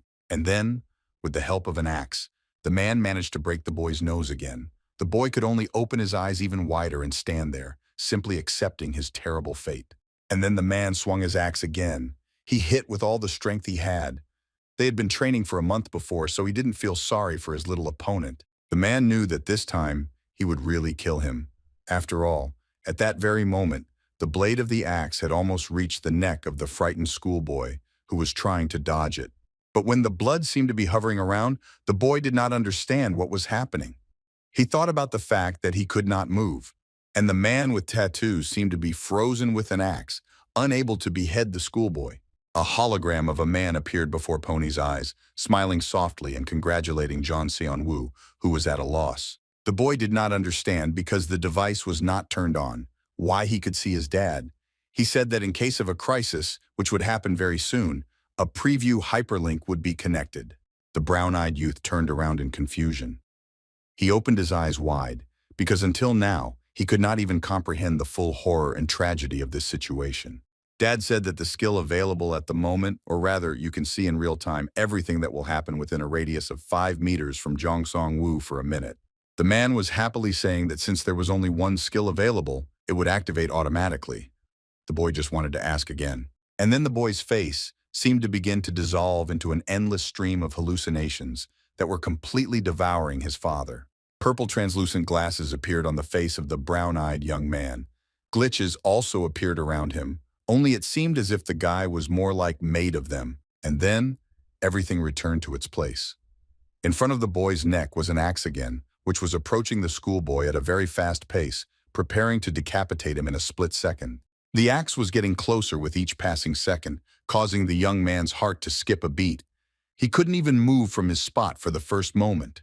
But then, when he had those purple glasses on, the boy was able to easily dodge the axe's blow, anticipated in advance. Despite this, the schoolboy was still scared. A sort of purple sight began to appear before the guy's eyes, especially on the face of his tattooed opponent, who was already preparing to attack again. The man swung and kicked his opponent. The opponent didn't even have time to use his weapon. The blow was so fast and so unexpected. The boy managed to easily throw the heavy man's body away from himself as far as possible, to the other end of the dusty little room. The young man with brown eyes could not explain these feelings that he experienced. He only understood that with the help of these glasses, he now sees everything. The axe finally flew to the floor. The man with tattoos was now also left without a weapon, and the forces of the two opponents at least equalized a little. The boy turned his gaze to the wall, where Shin Yeji's head was still visible. Her gaze was frightened. Jong-sung realized that he could see every detail, even the smallest ones. The boy looked down and frowned. Those glasses really had a strange effect on him. He thought about how Yeji Nuna hadn't really been caught. And then the timer started counting down. The boy had about 6 minutes. The man with tattoos once again armed himself with an axe and got up from the floor, ready to fight. And then the axe flew right in front of the schoolboy's face. The timer showed 8 minutes and 30 seconds. The boy was able to easily dodge it. These abilities gave him many opportunities. When the clock showed 10 minutes and 44 seconds, the schoolboy again tried to hit his opponent with his fist until he finally came to his senses. When the clock showed 15 minutes and 28 seconds, the guy dodged and struck with ease time after time. He could see them in slow motion. With 16 minutes and 71 seconds left, the boy thought about how every part of his body felt everything that could harm him. A feeling of alertness, surveillance, and protection. And the guy then managed to land a powerful blow on the man with the short haircut, causing him to fall to the ground right at the feet of his opponent. The man hit the schoolboy's knee very hard. It seemed as if his eyes were the last of the fear and pain he was experiencing. The man also frowned. It was amazing for a schoolboy. His eyes even lit up with a bright purple light as he calculated each blow of his opponent again. The boy hit the tattooed man over and over again, causing him very serious injuries, and he didn't even have time to move, let alone respond. Then, after another 10 seconds, the boy punched the man in the face with all his might, causing him to fall to the ground. Jong Sung-woo finally caught his opponent's nose. The man fell far back. The boy's blow was so strong that it seemed as if the eyes of the man with short hair were filled with blood. He tried to protect himself from the fall, but it did not help him. Standing over his fallen enemy, the boy seemed to be just trying to comprehend everything that had happened. He thought that he could even kill the enemy. But then, after just a couple of seconds, the guy's eyes widened. It seemed as if they also turned slightly red, and the guy's veins bulged. And then the glasses slowly started to come off the boy's face. He shook his head as he looked into the distance. His whole face suddenly turned pale, and his head started spinning. And then the young man fell to the floor, holding his body with his hands. He was sick, and the guy basically felt very bad. The man in front of whom this was happening just gritted his teeth. The boy was shaking, talking about how he was dizzy and how his head felt like it was going to explode. For the first time in his life, the young man felt so sick. But the man seemed not to even want to look at it, and so he immediately turned away and began to mumble something about the guy's gaze. Jong Sung-woo's opponent picked up the earphone from the floor. He kept saying that no matter who he fought, it was still some kind of scam. And then the man put the earphone back into his ear, and pressing it closer, he began to report. He said that the Eye of Awareness had also appeared in Jong Seong-woo. Blood was flowing from the man's nose. The boy slowly tried to get up, coming to his senses. There was an open wound on his shoulder, and his body was shaking. Sweat was rolling down Song Chung's face, but the boy still did not lose heart. The boy was breathing heavily, and his eyes were half closed. He wondered if this was really the eye of consciousness. The man's voice kept saying that he understood his master. The man with the tattoos knelt down, saying that the man I call the master who entered the kingdom of God ordered him to show respect. And then the man lay down on the ground with his whole body, standing in front of the schoolboy. He introduced himself, saying that his name was Peng Ying-su. The guy, on the other hand, was just trying to catch his breath, cursing and using foul language. He asked why he needed the name of his opponent and what kind of master he was. And then, after a few moments, the guy looked up. His eyes looked scared as hell, and it was like there were bugs all around him again. After a few more moments, the guy just fell to the floor, unable to move. He thought that his head hurt so much that he couldn't even move. Peng Ying-su no longer frowned at the boy in front of him. His cold gaze was full of indifference. He had always been like this, but now looking at the boy's wounded shoulder, the man could only barely mutter that he would need stitches. Chan had already closed his eyes. Then Peng Ying-su took the boy on his shoulder, holding him tightly. He said that he was relaying the words of the master, saying that it was true that the master wanted to develop Chong's abilities. As he got closer to the front door, he kept saying that the eye of consciousness required tremendous physical strength and endurance. It was difficult to hold out, and one had to be careful to maintain composure. In front of the man's eyes was a small room with a TV and a bed. Penn said that if he was not careful, he would not maintain his composure, or to put it simply, in this state, he did not feel fear. The man placed the student's body on a bed that looked like one used in prisons. He said that Chong could become a killer who could kill a person without a shadow of a doubt. The man then began to unzip his bag, continuing to talk out loud about how if he defeated Peng Ying-su, he had been promised a lot. And then stacks of bills began to fall on the boy's face and the rest of his body. Then the boy opened his eyes. Byung In-soo said that they had promised Jong Xiong-woo 300 million won. He said that if the student joined them, he would be able to get much more in the future. Hearing this, the young man's eyes widened. The man pulled out the earphone from his ear, saying that these were the words of the master. Peng Ying-soo closed his eyes as if resting for a moment. There were bills all over the bed. The man continued to talk. Penn said that he shouldn't tell Jong Song-woo that he had contacted them. It would be better if he didn't tell anyone. And then the man started taking out the medicine, injecting it into the syringe. Peng Ying-soo said that it was not some suspicious medicine, so let the guy not think anything. The man said that it was just a painkiller so the student could just sleep. The same one looked at Peng Ying-soo with distrust. The tattooed man smiled brightly as he held the syringe tightly in his hands. He said that they would definitely call each other later. But suddenly, after a while, the boy opened his brown eyes wide. They looked scared and his gaze darted around. The schoolboy suddenly got up from his bed, and the stacks of money were lying in one pile. He asked in surprise if there was really no one there. The brunette looked around and continued to mumble that the idiot had cured him and disappeared. He had dressed him in the same clothes he had come in. The guy didn't look healthy. Then the boy noticed a stack of papers lying literally a couple of centimeters away from him.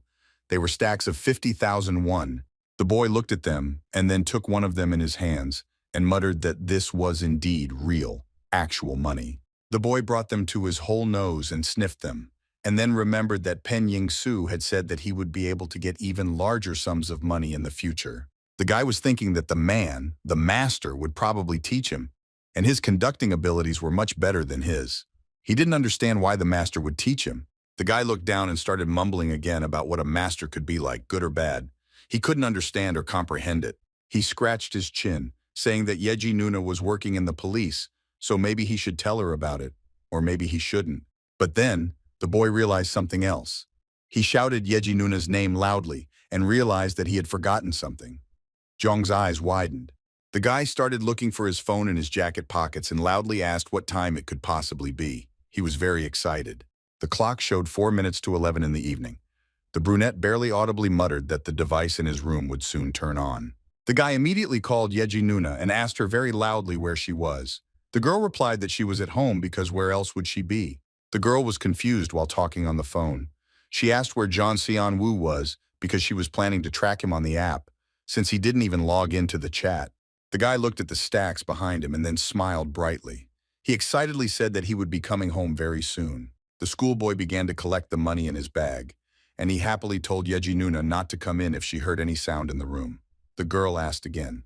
The boy quickly got ready and ran out of the room, closing the door behind him. He said that it was a notification from the game or something similar, and that Yeji should ignore it. The boy was already running home and was almost shouting into the phone. He was telling Yeji Nuna that he would be returning home very soon anyway. Meanwhile, it was already dark outside. In many houses, the windows were no longer lit, only a few individual apartments remained.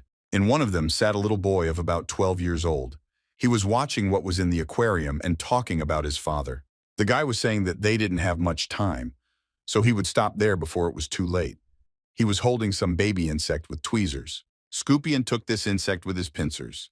The boy said that he did the same, because to develop skills you need to practice more. The guy had short black hair and an earphone in his ear. He was talking about how Dad was going to have a lucky day tomorrow, so don't worry. He apologized for not being able to keep a closer eye on things. And then the guy barely touched the earphone and then looked away. He said that everything was fine and then wished sweet dreams. A girl in a business suit came to him and addressed him as the Eye of Providence. She said that it was time to take his medication. The guy smiled cheerfully and looked at the girl behind him. He reminded her that he had already said that he didn't need any more medication. The girl cautiously turned to the Eye of Providence again, saying that it had seemed more cheerful lately. The boy asked again. The guy turned his gaze to the Scorpion, saying that when Song-woo was around, they acted like normal children, and he hadn't felt that for a long time. The boy said that adults call him the Eye of Providence or the Light of the Sun, but he likes the new nickname, Master. Saying this, the young man smiled. The boy smiled brightly, and his eyes even seemed to sparkle in the darkness. He said that he would teach Song-woo well. He did not take his eyes off the locked Scorpion. There was a huge stack of bills in front of the young boy's eyes. The young man was talking on the phone and said that he would come soon.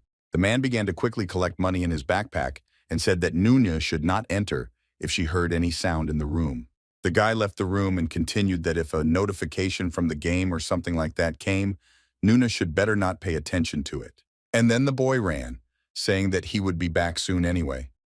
This was true, because the young man had already run from that room. In front of the guy's eyes was a loud building. In front was a night road, which was illuminated only by a few huge and bright lanterns. Yeji was sitting on a chair when the guy asked her if she heard any sounds from his room. She told the girl that she didn't. The guy was almost out of breath, standing in the passage. The girl, clearly perplexed, asked where the young man was rushing to so quickly that he was out of breath and what kind of bag it was. The guy replied that there was nothing wrong with that amount. But Yeji, as if not believing it, asked how she knew that there really was nothing wrong with that amount. The girl frowned and then asked sternly what her roommate was watching all day in his room. The guy awkwardly asked again. The girl asked if it was something dirty. The guy turned red and then loudly denied it. The girl smiled brightly and mockingly asked again, saying that she couldn't even enter the room, which meant the guy definitely wanted to hide something. The girl crossed her arms over her chest and laughed, saying that she understood the guy, but let him do it in moderation. The guy turned away and shouted that he wasn't looking. And then the girl started telling that you can't watch especially illegal movies because you can be punished for watching them. But the guy insisted that he doesn't watch them. Yeji also hurried to go to her room, but at the end she said that it was already late and it was time to go to bed because she was going to work from tomorrow. There were virtual reality glasses and a switched-off computer on the table. Seeing this, the guy asked again in bewilderment. Looking at them, the brunette hastened to assume that the headphones only turned on when he was nearby. The next day, when the sun was already shining brightly in the sky, the rays fell on a tall building in Korea. From one of the offices, a voice was heard asking for the murder of Kim Un-min and the case of gangster Cho Gyun-sang to be reopened, and for that girl to take charge of them. And the man in uniform just sighed in disappointment, asking what was wrong with them all. Had they all gone crazy because of the media? The man continued to say that this was the investigative department, and they already had a lot of work to do. But the girl kept thinking about how she was stabbed. The policeman said that the case had already been transferred to another department. The girl began to get indignant, saying that she had learned that the case had not moved forward at all. The girl almost screamed as she said that it had been a month since Jong Gyun-sang had disappeared, and what could one expect from people who couldn't find one local gangster?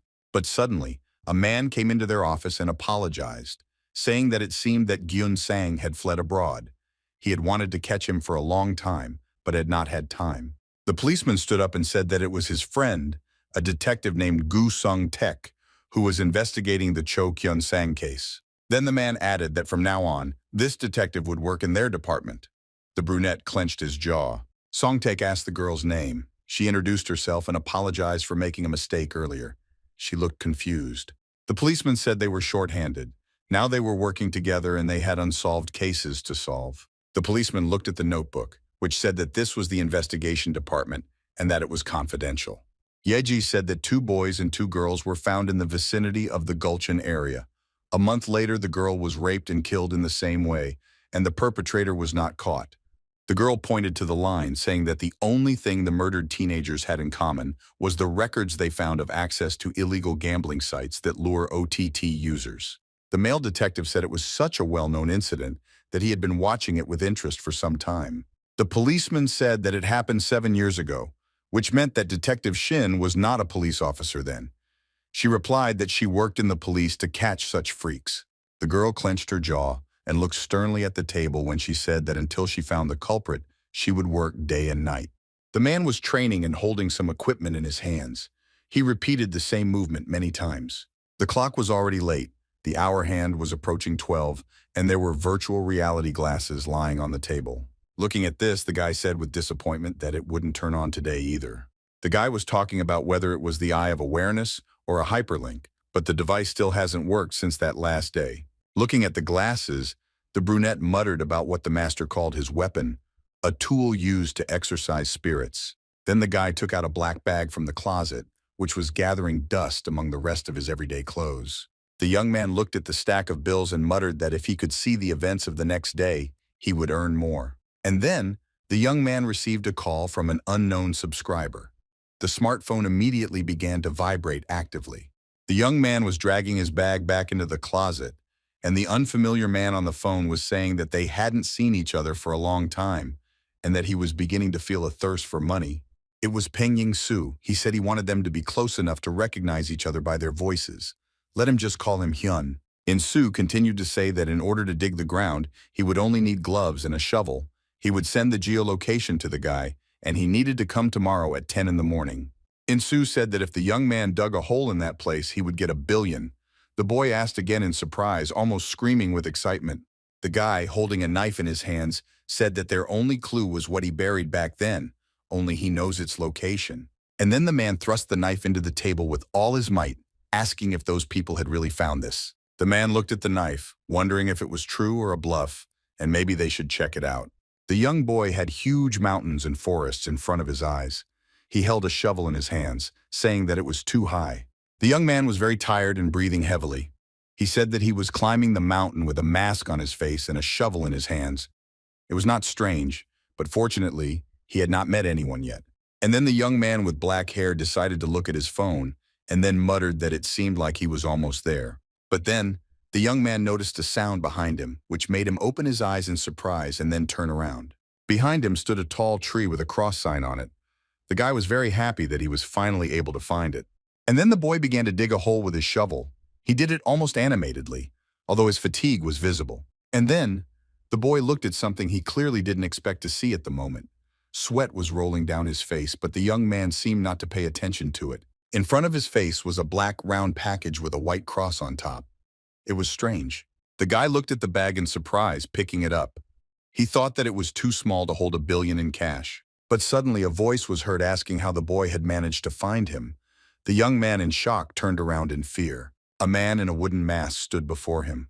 There were only cutouts of a smile and eyes. He had a knife in his hands. He asked who the youth was. The unknown man in the mask was talking out loud about the fact that the young man had covered his face, which meant he was not from the police. Hearing this, the boy became even more scared. The man looked at the cross on the tree and said that he did not leave such marks on the tree, and therefore when and how did the youth find it? The stranger reminded him that he had already asked this and then literally jumped on the boy with a knife. But then another weapon flew at the masked man, but he didn't even notice it because he was too engrossed in his opponent. When the stranger was about to stab him again, he was stopped by an axe that crashed into a tree, shielding him from the boy. The man who owned the axe said the boy was digging the ground and taking things. He pulled the weapon out of the tree. It was Pin who reminded him that he had already told the young man to go down and wait until he called him himself. The boy looked tired. But the masked man quickly attacked him, calling the short-haired man a bastard, but he didn't care at all.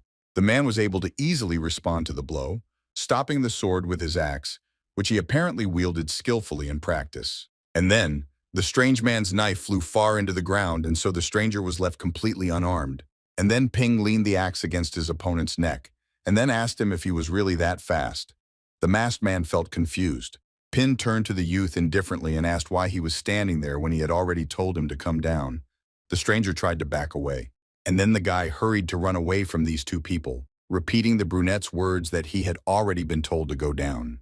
The masked stranger suddenly addressed the Yuryunet, saying that he didn't look like a policeman, so who was he? Pin said that the police were interested in his stranger, and that his case was being handled by Detective Shin Yeji from the investigation department of the main directorate.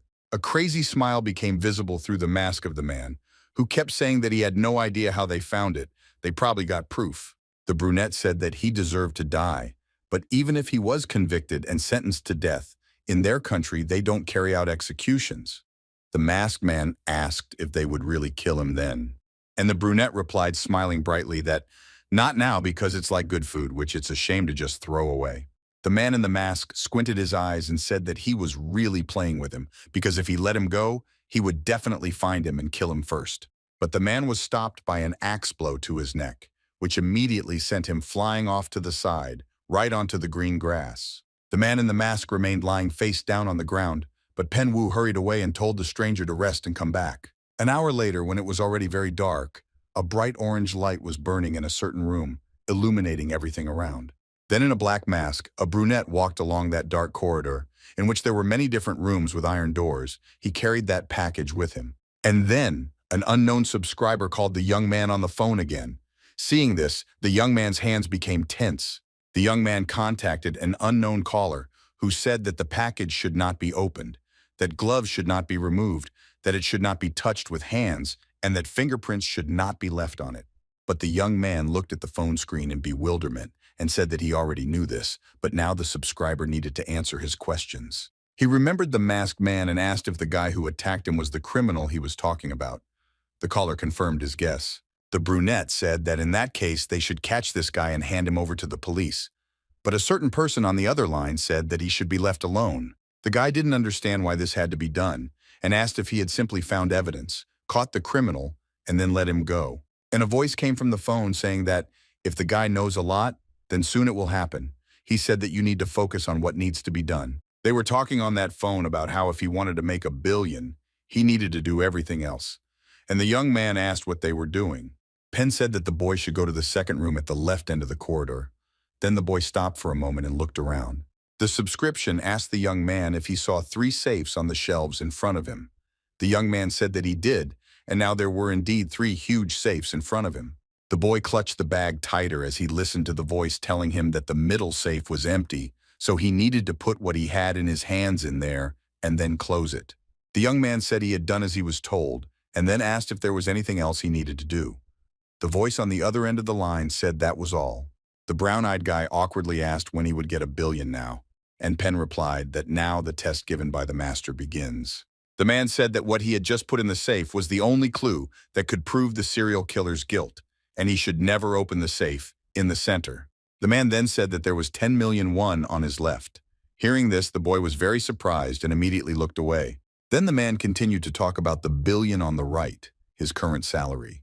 The voice kept saying that they couldn't both open at the same time because it was like a game of odd or even. He said that you just had to choose one of the two, open it, and take the contents. The man said that as soon as the guy opened the safe with the $1 billion, the contents of the other one would be burned. The guy froze, because he had already started reaching for that safe. The young man awkwardly asked again, but the voice on the phone continued to repeat that everything inside would burn to the ground. The man screamed that this was the only snail that would prove the guilt of a serial killer, and the voice on the phone calmly said that it was true. The man said that if the boy opened the safe on the right, which contained 10 million won, the evidence in the center safe would not be damaged, but the $1 billion in the left safe would be burned. The man asked whether the young man would choose to cover up the violent act and receive $1 billion, or refuse the $1 billion but help catch and punish the criminal. Penn said he was giving them 5 minutes to think about it, and if none of them were opened within 5 minutes, the contents of all the safes would be burned. And then the man hung up, leaving the young man perplexed. He even froze in place, not knowing what to do with himself. And now, a watch appeared before the guy's eyes, which had 5 minutes. The young man still could not understand what kind of absurd choice this was. The guy said that this was not just a simple case but a serial murder, and he couldn't burn the evidence, otherwise this guy wouldn't be caught. The man reached out his hand to the safe, slowly, his palms almost shaking because he doubted his choice very much. He ran to the other side and remembered that there was still a whole billion there, and this drove him into very heavy thoughts. The young man muttered that such a sum could be compared to the largest winner in a decent lottery. This was an opportunity to become rich, and he had wanted this for so long. But nevertheless, the young man immediately looked away, remembering that as soon as it opened, all the evidence would burn. This made him stop. And then the man just sat on the floor looking at the three safes. He exhaled heavily and said that he was going to go crazy very soon. The brown-eyed boy grabbed his head and then began to shake, muttering about how this was all driving him crazy and why the device just wouldn't turn on. There were only 2 minutes left, which the voice immediately announced, and the guy himself understood it. But upon hearing this, the guy swore very loudly. And then Sun adjusted his cap and said that he needed to think calmly and remember that this was a test from the master, something like an exam. The guy began to slowly approach the safe, saying that if he gave someone such a test, which choice would give more points. And then the man grabbed one of the safes and said that if you choose like this, the answer is obvious and simple. The man opened one of the safes with all his might, still continuing to reason that he should have opened this one. But then turning around, the brown-eyed guy turned his gaze to the second safe, which remained completely intact. But a moment later, the safe completely caught fire from the inside, and bright flames flared up from all sides, and it felt like the fire was about to devour the entire room. Seeing this, the guy almost lost his power of speech and only managed to squeeze out in a trembling voice that this was their true, real fire. Then, the unknown caller called the guy's phone again, and the guy picked up the phone with trembling hands. The man asked if the young man had decided what he would do. The young man could not even understand what was happening. The voice kept saying that the young man had decided to destroy the evidence, but the $1,000,000,000 had burned to the ground and was still burning. A man asked if the schoolboy really didn't need money, and the brown-eyed youth answered that there are no people who don't need money. Sun Wu asked what if the master had foreseen this and knew his choice in advance. And the man on the other end of the line replied that he should ask the master about it. The man with the short haircut asked if in the future, in a similar situation, this guy would make the same choice. At first, the young man's eyes widened and he froze in place, unable to move, and then he clutched the phone tightly. Then he relaxed and said that if this was the only evidence that could catch the killer, he should keep it, because his mother was an officer. He said he thought his mother had died catching a criminal. Sun asked if a policeman's son could make a different choice, because there were more important things than money. The man on the other side replied that he understood everything, and there was evidence left, even if the $1,000,000 had burned. He said that they would give it to the police so the young man could return. Penn insisted that the master said that by making this choice, the young man would be able to gain abilities more valuable than money, and therefore this was a good job. The young man was still in shock, and he quickly asked what the short-haired man on the other side of the screen had just said. The brown-eyed schoolboy was perplexed, muttering that he would indeed receive more valuable abilities. He clutched the phone even tighter. Meanwhile, at the police center where Yeji worked, the moon was already shining and the sun was just setting.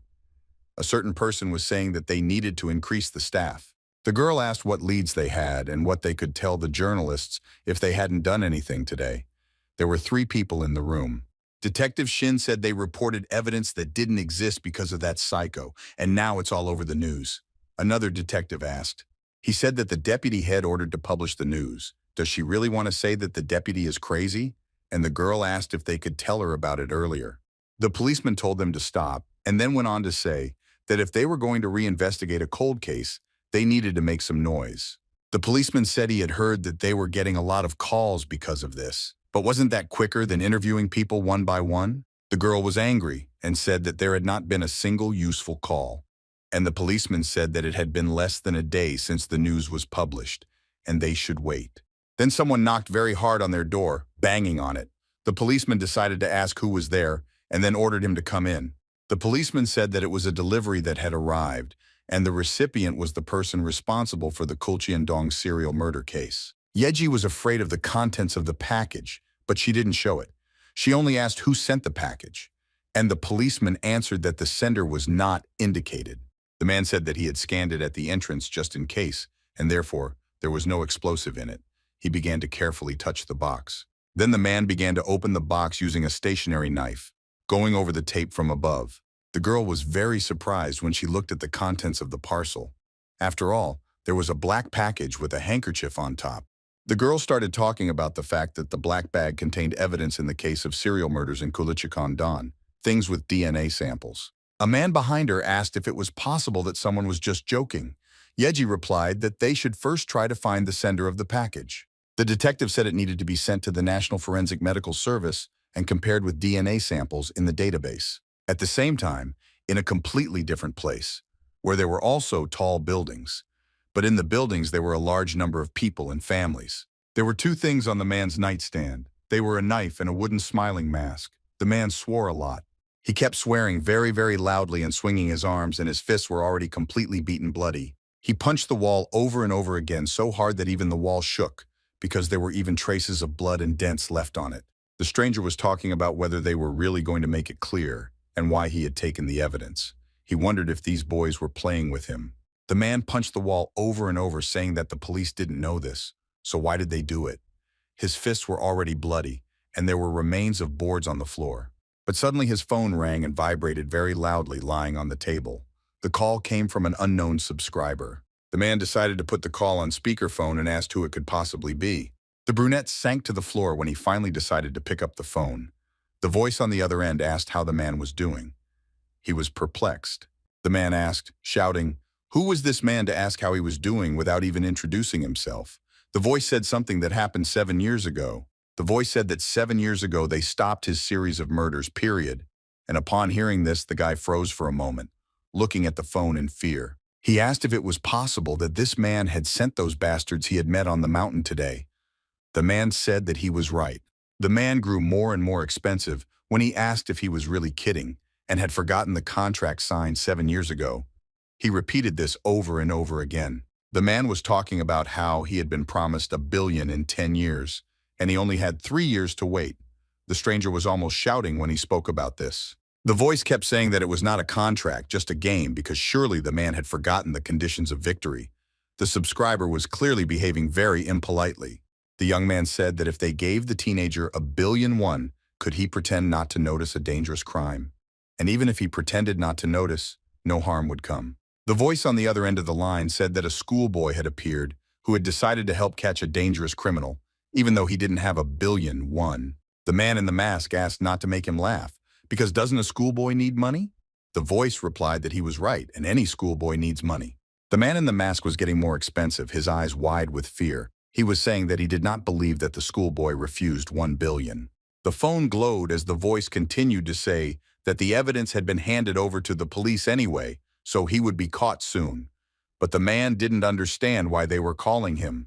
Then the boy was told the conditions of the last game, which required him to kill Detective Shin Yeji before tomorrow, since she was in charge of his case. The voice kept saying that if he killed Shin Yeji, they would send him safely overseas.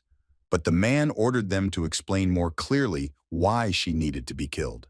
The voice said that the boy knew very well what they were capable of, and therefore no man should obey his father's orders. Bewildered, he asked to stop and not hang up because he was very frightened and distracted by such words. With his bloody fingers, the man picked up the helmet that was lying on one of the boxes, then cursed loudly.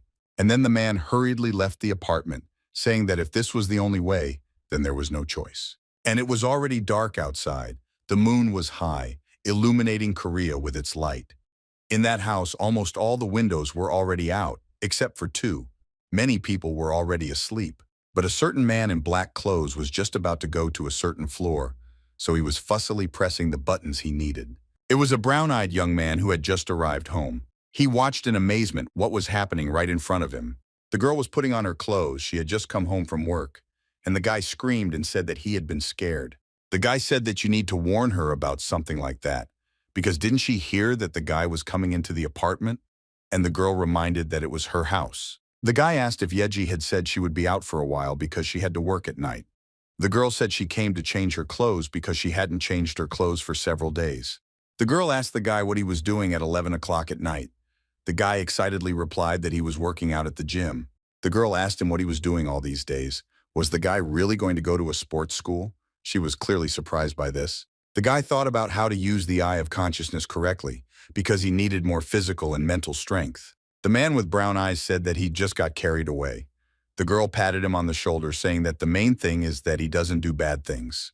Yeji wished the guy good luck and then went back to the front door. The guy wished Nuna a safe journey. After she left, the boy remembered that he had been considering counseling because he felt implicated in a violent crime. But suddenly a sound came from the room, saying that the boy had better put on the device. The young man was very surprised to hear this. He burst into the room and saw that the virtual reality glasses were glowing green. He said that after so many days, the device finally turned on. The boy happily put on his glasses, smiling broadly and saying that his dad had finally returned. But then, a strange silhouette began to appear before his eyes. It was very blurry, and therefore it was impossible to understand anything. But then, this silhouette began to become clearer with each passing second, as if the image was finally falling into place. A middle-aged girl with black hair and brown eyes appeared before his eyes. She was wearing a police officer's uniform. Seeing this, the guy opened his eyes wide in amazement and stared at the unfamiliar girl. For some reason, she evoked such feelings in him. The girl turned to Zhongxian Wu, looking at the boy almost in fascination, and he only asked who this girl was. And then the boy looked down in fear. He had caught on to something insignificant, as it might seem at first glance. The girl had a badge on her jacket that said she was Myungji Hyun. The guy said he had heard that name somewhere before. He remembered Yeji telling him that they lived next door to each other when she was in high school, and that she first met his mother, who was a police officer. Hearing this that day, the boy was very surprised, and his eyes widened in amazement. He was clearly perplexed, and therefore asked again. And then the boy finally realized. He looked up, and moisture gradually began to gather in his eyes. The guy also remembered that phone conversation where Yeji told him that he was saying the same thing as his mother. Then he just asked again, confused. Nuna said that it was just like his dead mother named Myungji Hyun because she saved her. The guy froze in place from what he heard. A small tear started to flow from the boy's eyes. He opened his eyes wide and then almost screamed, looking at his mother's face. The girl seemed very kind. She said she came from another preview and then greeted her son. Tears were streaming from the boy's eyes. He grabbed the girl in front of him with his hand and said that he was her son, Song-woo. The boy called for his mother. He asked for forgiveness for not recognizing his mother right away and insisted that after her death, he hid all the photographs that were in the house. He tried to reach her with trembling hands, but the robotic voice only answered that it was an unknown command. He looked at his mother in horror. Sun-woo remembered that the same thing happened when he saw his dead father. He tried to reach out to the girl again, but then his shaking hand dropped. He exhaled heavily, but the tears did not stop. He muttered about how he could not even talk to them. Then the boy hurried to wipe away his tears and asked to start with the bad event of tomorrow. Mom replied that Song-woo could not use this skill. The man asked again in surprise and then asked to see a recording of today. The girl repeated again that Sun-woo couldn't use this skill. He asked if it was possible to use these skills with his dad. The girl said that another version of the preview supports skills related to other people. Sun asked again. She said that the person to contact was Shin Yeji, and the skill he could use was a 10-second overview of information that was important to her. Mom looked down and said that since there was only one skill available, it would activate automatically. And then the boy closed his eyes, trying out new abilities. There were traces of tears on his face, but they looked insignificant. Sleep screamed, asking who the bastard was. The robot said that the preview for another person had begun to complete. But Sun didn't even hear his mother anymore. He rushed out of the apartment with all the speed he had. He was afraid that this could really happen. The white car drove serenely along the night road. It was dark everywhere. Only the light of the headlights and some lanterns helped. Shin Yeji, who was driving, asked what happened to Sun-woo and asked him to calm down and explain normally. She was talking about how she needed to be careful. And then, suddenly, a man in a helmet rode out on a motorcycle. He was not driving according to the traffic rules. And then just a moment later, the motorcycle rushed right into the white car's half wheel. The motorcycle even jumped, and Yeji tried to brake. Getting out of the car, the girl asked if the driver was okay. And the motorcyclist lying on the asphalt said that it looked like he had broken his leg. The girl helped the man to the car, offering him to get in so that she could take him to the nearest hospital. But when Shin Yeju grabbed the handle of the car, she couldn't get a grip on it. The man standing behind her took something out of his jacket. He did it with quick, precise, measured movements. And then the man put a white handkerchief to the girl's mouth, which was leaking a strange, transparent liquid. The girl frowned. And then Shinyeji managed to pull back and escape from the masked man's embrace. He sarcastically asked if the detective was strong. Then he frowned and asked if it was because she was a detective who investigated murders. The girl asked who this man was. Looking at the detective, the guy was instantly very surprised. At first, it was not even clear why. The girl aimed a pistol at her poisoner, but her hands were shaking. The man asked what she could do because if she touched his nose, it would all be over. The stranger insisted that it was a very toxic drug, and the smell alone made your head spin, as if you had drunk a bottle of soju.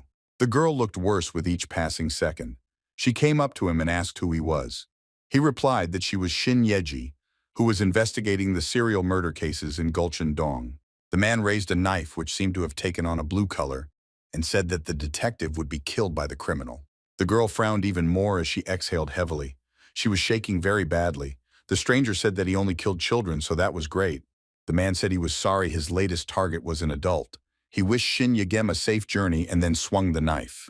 But he was stopped by a certain man in a black mask who kicked the man in front of him, protecting Yeji with his own body. The girl was very surprised, and so she turned around. For a moment, she even stopped shaking. The masked stranger with the knife was now lying on the asphalt, trying to get up. He was very shocked by this turn of events. It was Seon Woo, which Yeji immediately realized, her mouth wide open in surprise. The guy asked if the girl was okay. The man in the helmet was shaking as he stood up. He too recognized the masked boy, his eyes wide with surprise. The man in the helmet asked if this was the idiot he saw on the mountain. The man finally came to his senses and decided to stand up when he asked what Sun Woo expected when he came alone, since he was following instructions, so why was the boy interfering? The guy suddenly opened his eyes wide and shaking, asked if those two guys were really connected to the police. Shin Yeji was shaking with fear, clutching at Sun Woo and telling him to run because it was dangerous. But Sun Woo replied that she needed to come to her senses first. The boy said that he would win the fight for survival. Then Song Woo clenched his fists and looked at his opponent as if he was mad. Xian Woo looked around, thinking that there were no CCTV cameras here, and Yeji Nuna's car camera wasn't filming this place.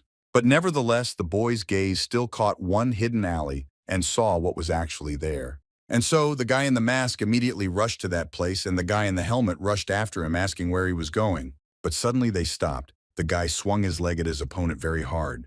He froze in place for a moment. Then Song Woo hurried to strike his opponent, but he was able to easily back away, holding the knife tightly in his hands. But the man did not lose his composure and grabbed the handle of the knife even tighter, preparing to strike such a young opponent. And then, it might have seemed as if the knife of that man in the helmet had pulled the young boy right through, because the guy literally impaled Sun on him. The guy frowned deeply as he continued to talk about how Song Woo had so fearlessly attacked a man with a knife using his bare hands. But he didn't take into account that the guy was wearing a bulletproof vest, and therefore the knife didn't cause him any harm. Realizing this, the criminal was very surprised. Song Woo quickly kicked his opponent, hitting his knee while also breaking free from the man's grasp. The guy in the bulletproof vest managed to strike again, pushing the man in the helmet away from himself as far as possible, keeping him at a safe distance. But when the knife flew into the boy's face, he no longer felt any sense of victory or confidence. He even froze in place. But still, the guy managed to step back in time and move as far away from the criminal as possible. The latter called Song Woo a bastard. The guy lowered his head, which was shaking like the rest of his body. He began to think and therefore came to one conclusion. He didn't understand how Song knew that he was going to attack this detective here and came to save her, because nothing like that had happened while he was watching them. The guy quickly unbuttoned his jacket, thinking that he needed to get this over with before anyone noticed anything strange. The jacket fell to the ground, and the guy realized that they had only one way. Seeing this, the guy in the helmet was very surprised and looked down. It was obvious that he was confused by the situation. He asked what Song Woo was doing to keep himself in shape, and if the guy wanted to take off his bulletproof vest in that case. The guy again rushed to kick his opponent, but the criminal only jumped back, sarcastically asking what the big deal was. And then the young man threw the knife up, preparing to catch it again. He began to talk out loud about something, watching the weapon. He actually grabbed the knife and was about to hit Sun, who tried to recoil from the blow. The man said that if he was stabbed in that place, he would die immediately. At that moment, the boy narrowed his eyes, already preparing for death. He even bowed his head. He could only hope for the best. But the boy opened his eyes when the knife never touched his face. He looked confused because he clearly did not expect such an outcome.